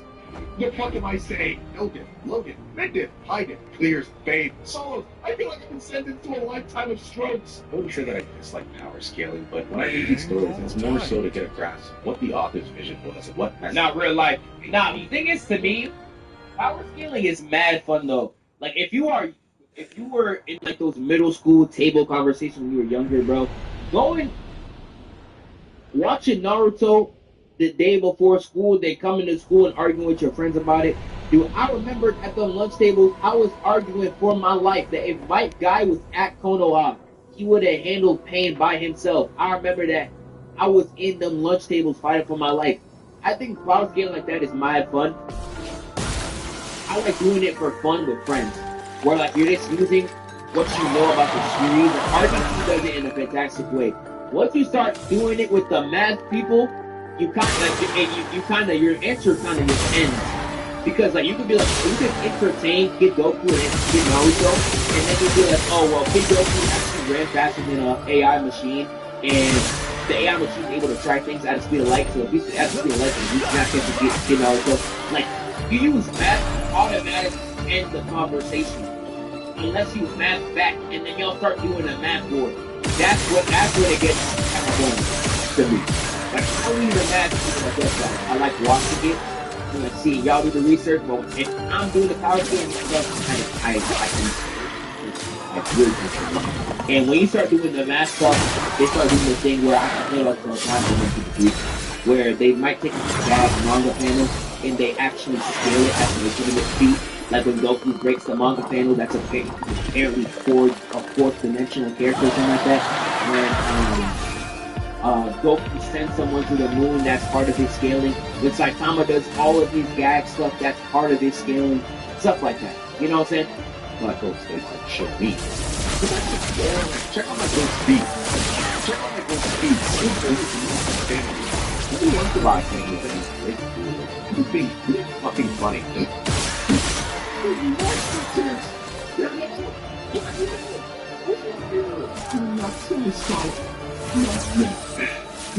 I know, Wonder Pets is so Wonder Pets, my nigga. Oh man, y'all the slander y'all be giving is crazy works, bro. Oh my god.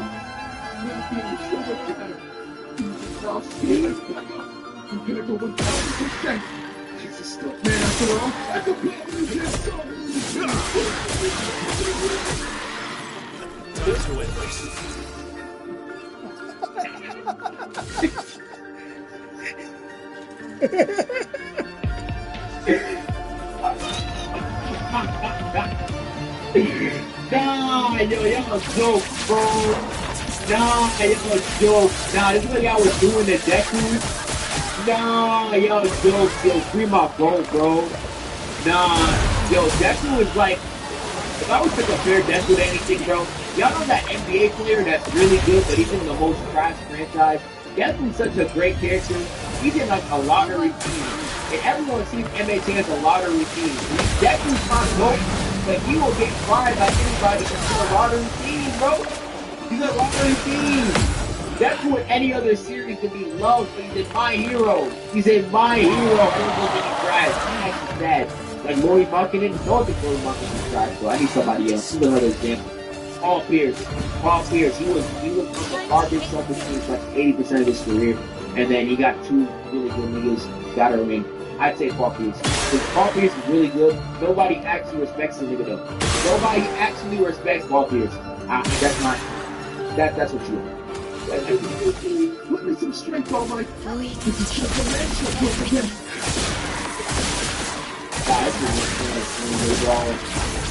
This is all service. Streets. Come outside.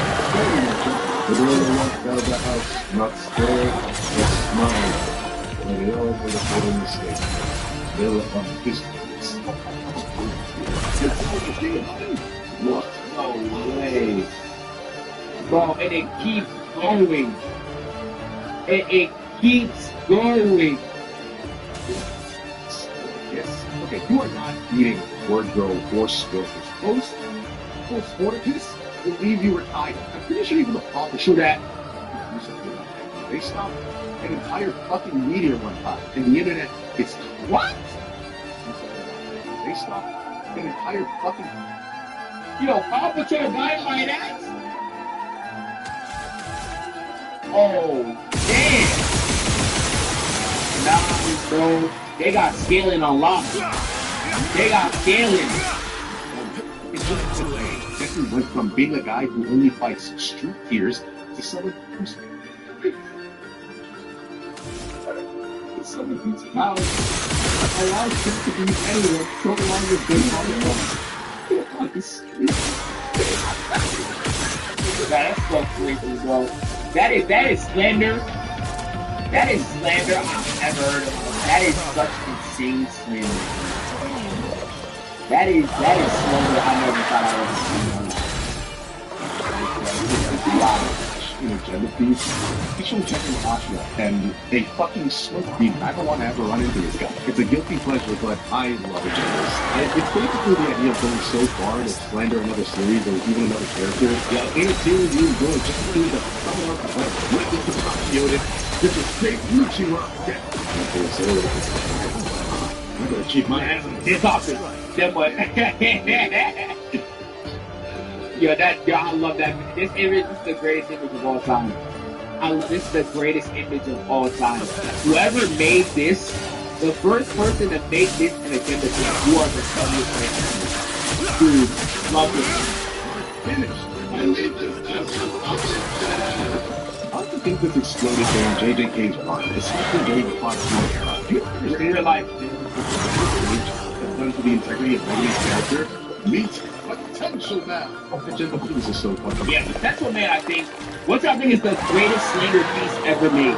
Like the greatest piece of slander. I think Potential Man might be the biggest.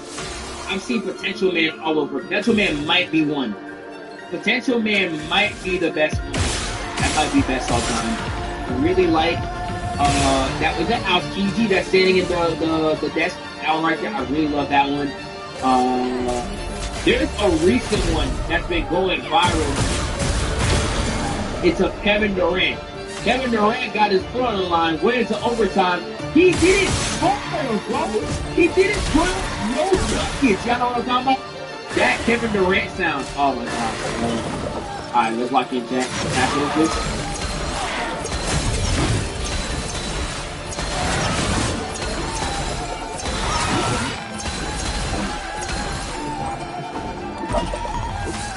Come back.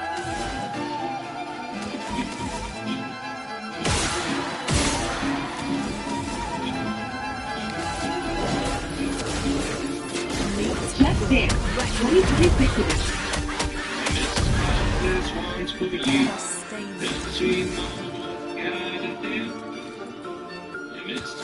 This one's for you.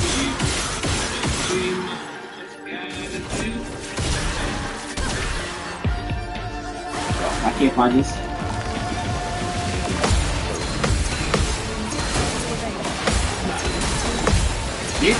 This one might go on a run. Broke his fucking hand, and he did that. That's the actual sound. Where's the sound that they're using? That's what legendary players do. So Kobe Bryant broke his fucking hand, and he Guess what?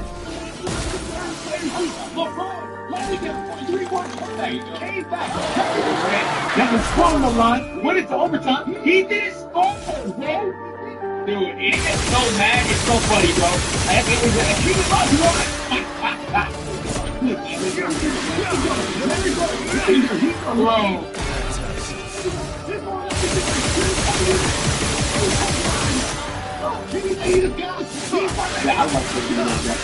If his toe was just a little bit behind the line, we'd be talking about this nigga so different. Oh my gosh, bro. Actually, with my toe, he was MVP.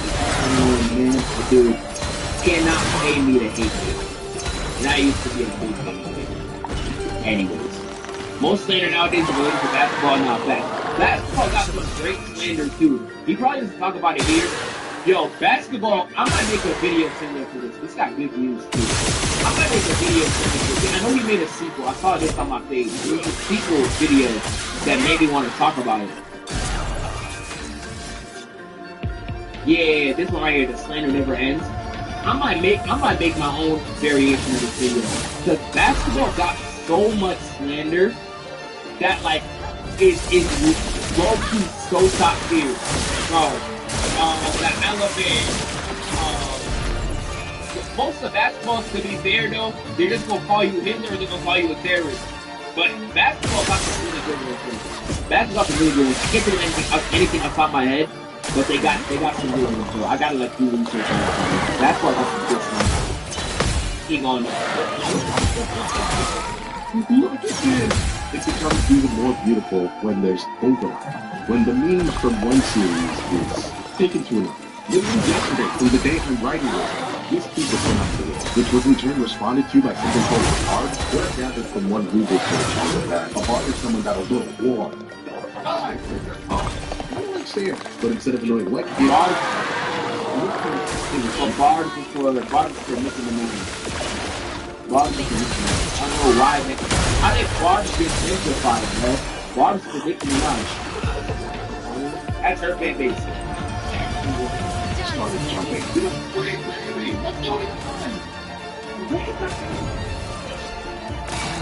Franklin is 4 years old now? I'm gonna keep my ass in the TBA. Well, I'm finished. Lend me some power, Phoenix Force. This is 1 month old Franklin. Yes, I'm not even a comic book reader. Dude. I asked my friend. I had to go to an external source just to figure out what the fuck was happening. But it wasn't any less hilarious than ours. The Jean Grey account won the ratio but lost the war. The worst part is a lot of the fun is kind of just one-sided. Jean Grey thing. Oh God. more story. Just because you don't understand what's happening doesn't mean you need to call the Saudi part. My culture is Dog me, bro. You're supposed to slander back. You're supposed to slander back. That's the joke. You're not supposed to get mad. You're supposed to slander back. You're supposed to slander back. Fucking funny. And then I have to clock out when Street Deku got involved. It just makes another universe where no streets exist and Street Deku loses. Who's a part of this video, man? I don't know. But I'm still fun with this. And I like to hold the optimism that not everyone involved with these arguments have their roles. I like to think that it's just a bunch of people who are making things happen. So, right, at the end of the day, Deku Soul is all fiction. You're just wrong enough to say bye-bye. Literally though. Hey, love these videos. Shout out my boy Yoki, bro. This is mad funny, bro. I appreciate you, gang. Like, comment, subscribe, all that Johnny 25K. Get down me.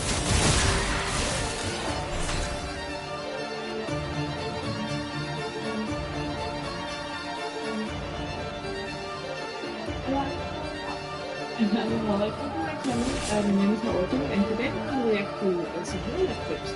But today it's going to be a long one. It's going to be long.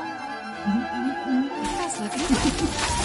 We're going to react to the most reviewed whole life English clips of 2022.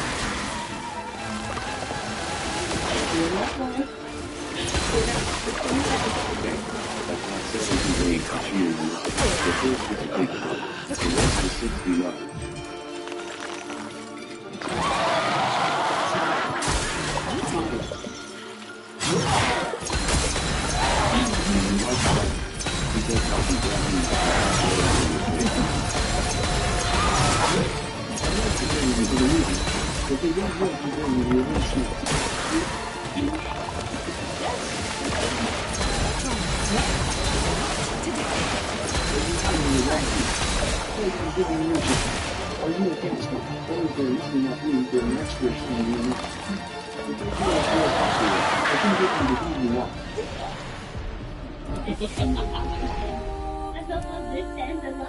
Hey girl, are you a side quest? Because I want to do you just for the experience. Bro. Okay, I pressed the button. Il segreto della mia felicità è occuparmi del mio gregge di pecore. Ogni giorno leggo loro dei libri, gialli, polizieschi. Mi piace immaginare che mi seguano, ma sono solo pecore. Perché questo tipo lì? Giusto per dirti che è un assassino! Svegliati! Okay, I pressed the button.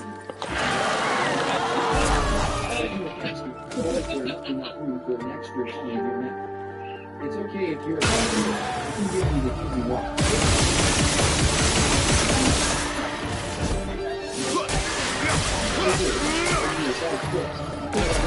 Just for the experience.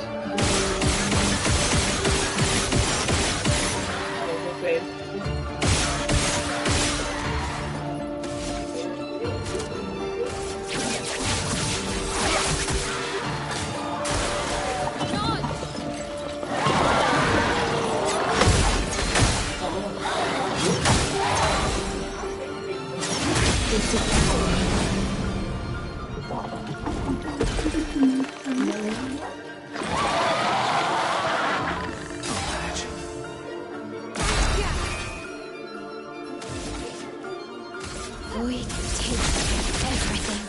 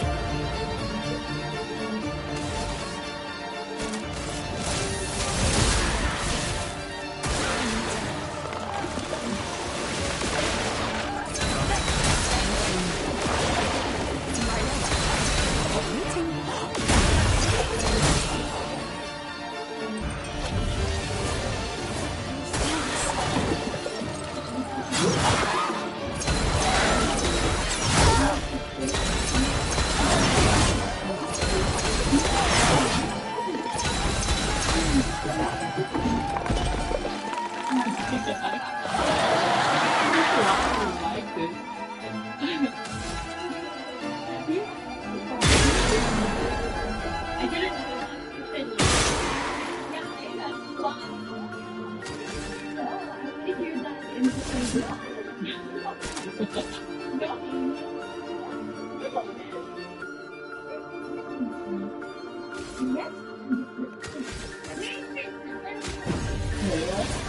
didn't read what it said. I lost my job because of this, so.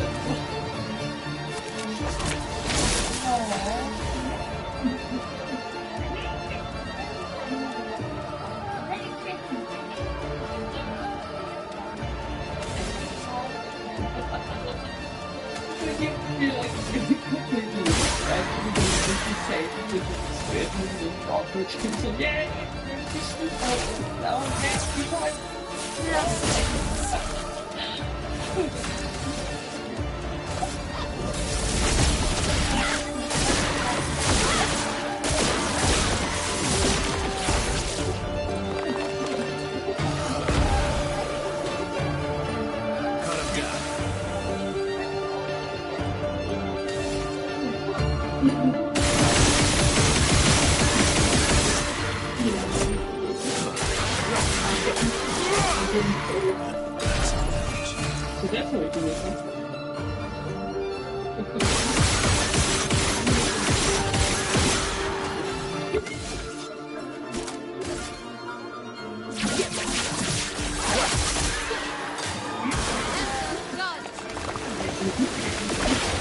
Let's try it.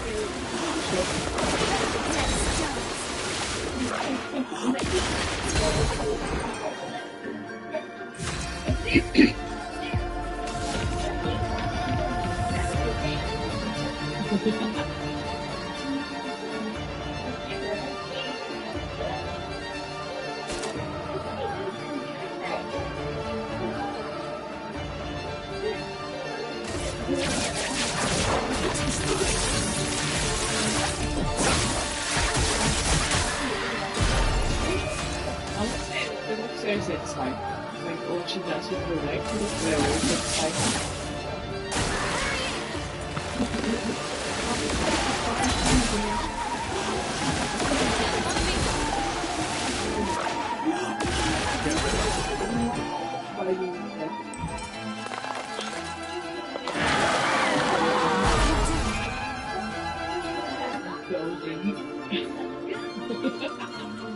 Bowling is worth it.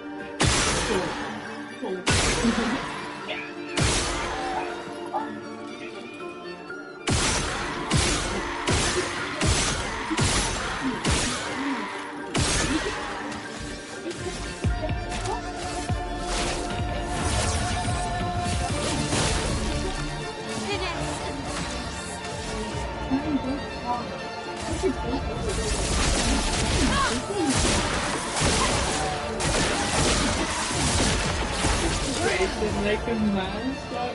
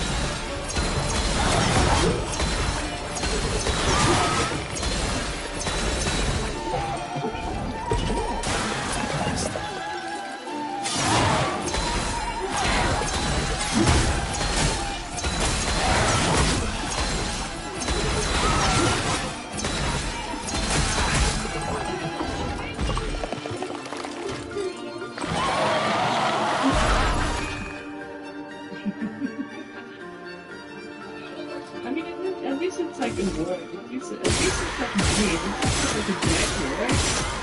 If you look at the bad word from a different language, you know, it's distinct from way words. Not giving up.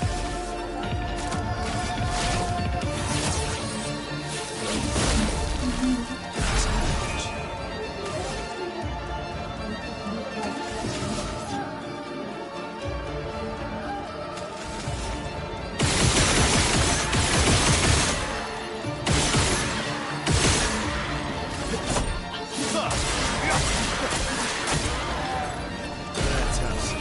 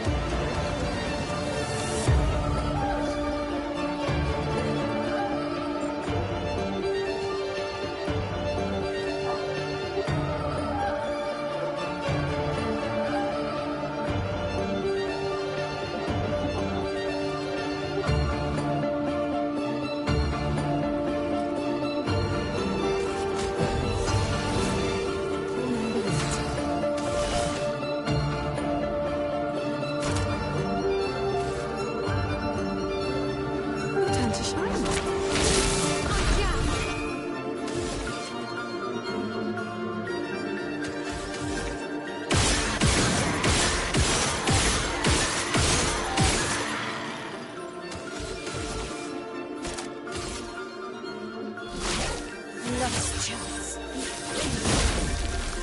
Finesse and grace. Void takes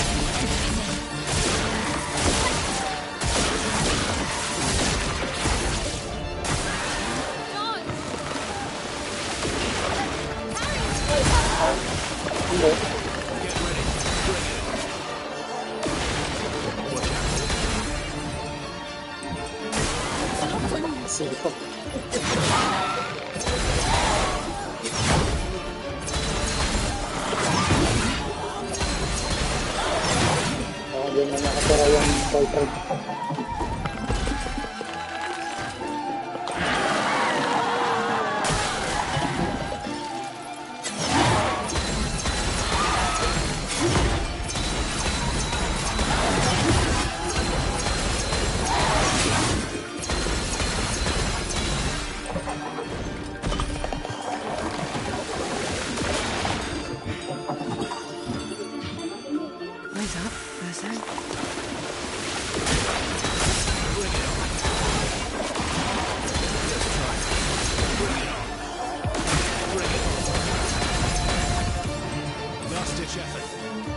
Malakas pa ba yung ulan sa labas?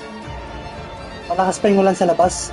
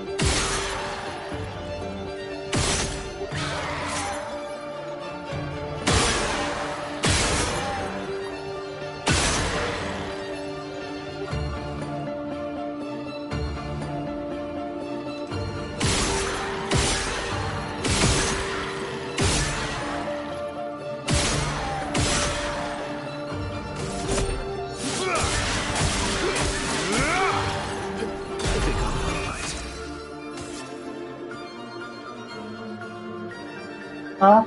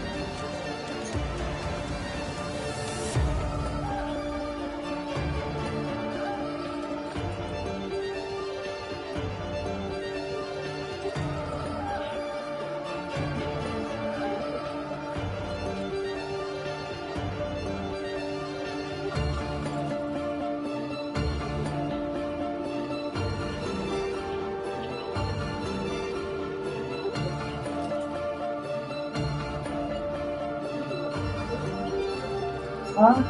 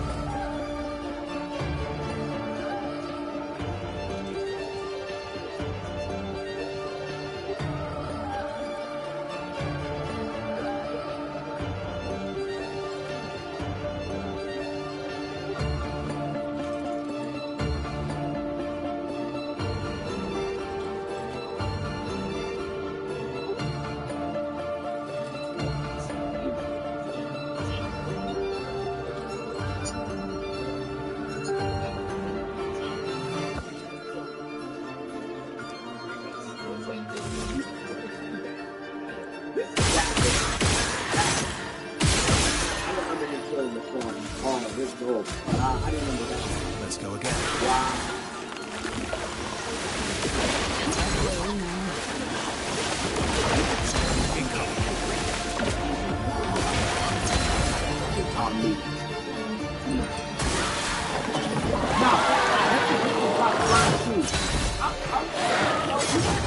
If you don't know, when King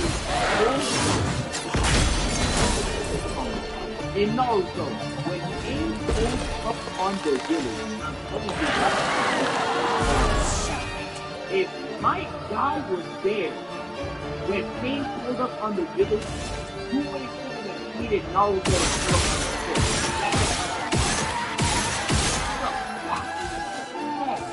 My guy, oh listen, I don't know why they kept calling my guy. Every single big distance, Kishimoto made sure that nigga was never in the Pacific. If my guy was there, oh, I shivered. Nigga, I am in fear of what he would have done to any of the pain niggas, bro. 6 counts of pain would have been 6 in the grave. That same day. That same exact day. So, my guy would have climbed them niggas out.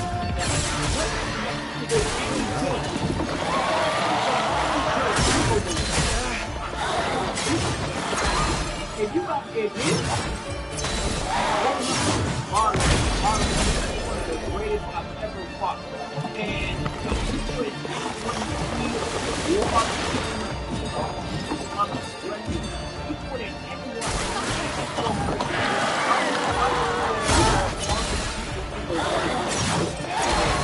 my guy just ever there, bro. It's crazy, bro. If you able to do the gates,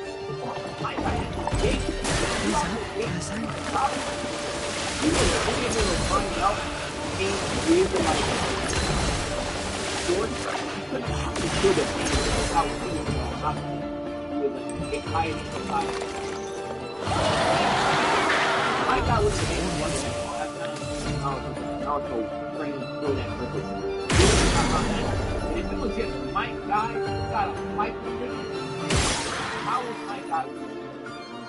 I don't know how Mike guy. I think he's literally Mike.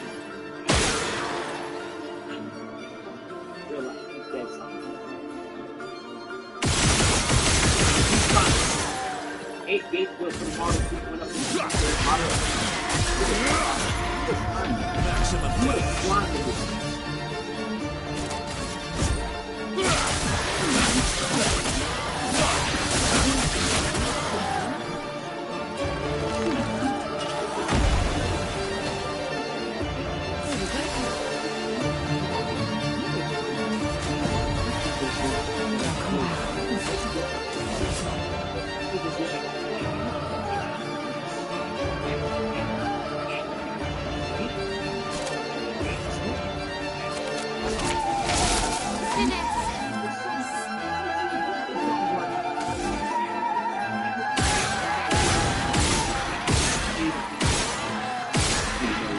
Hey, shout out Dino Jack at the raid, bro.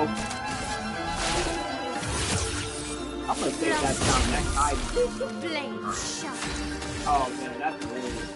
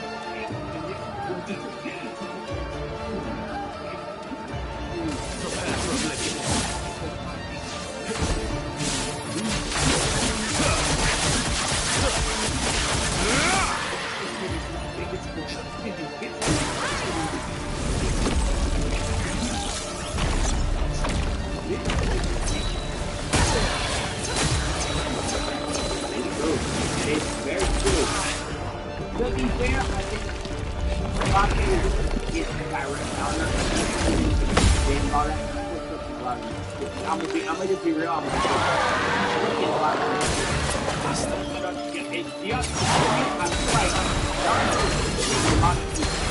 Whether you want to leave it or not, ban or not, they're getting rid of it.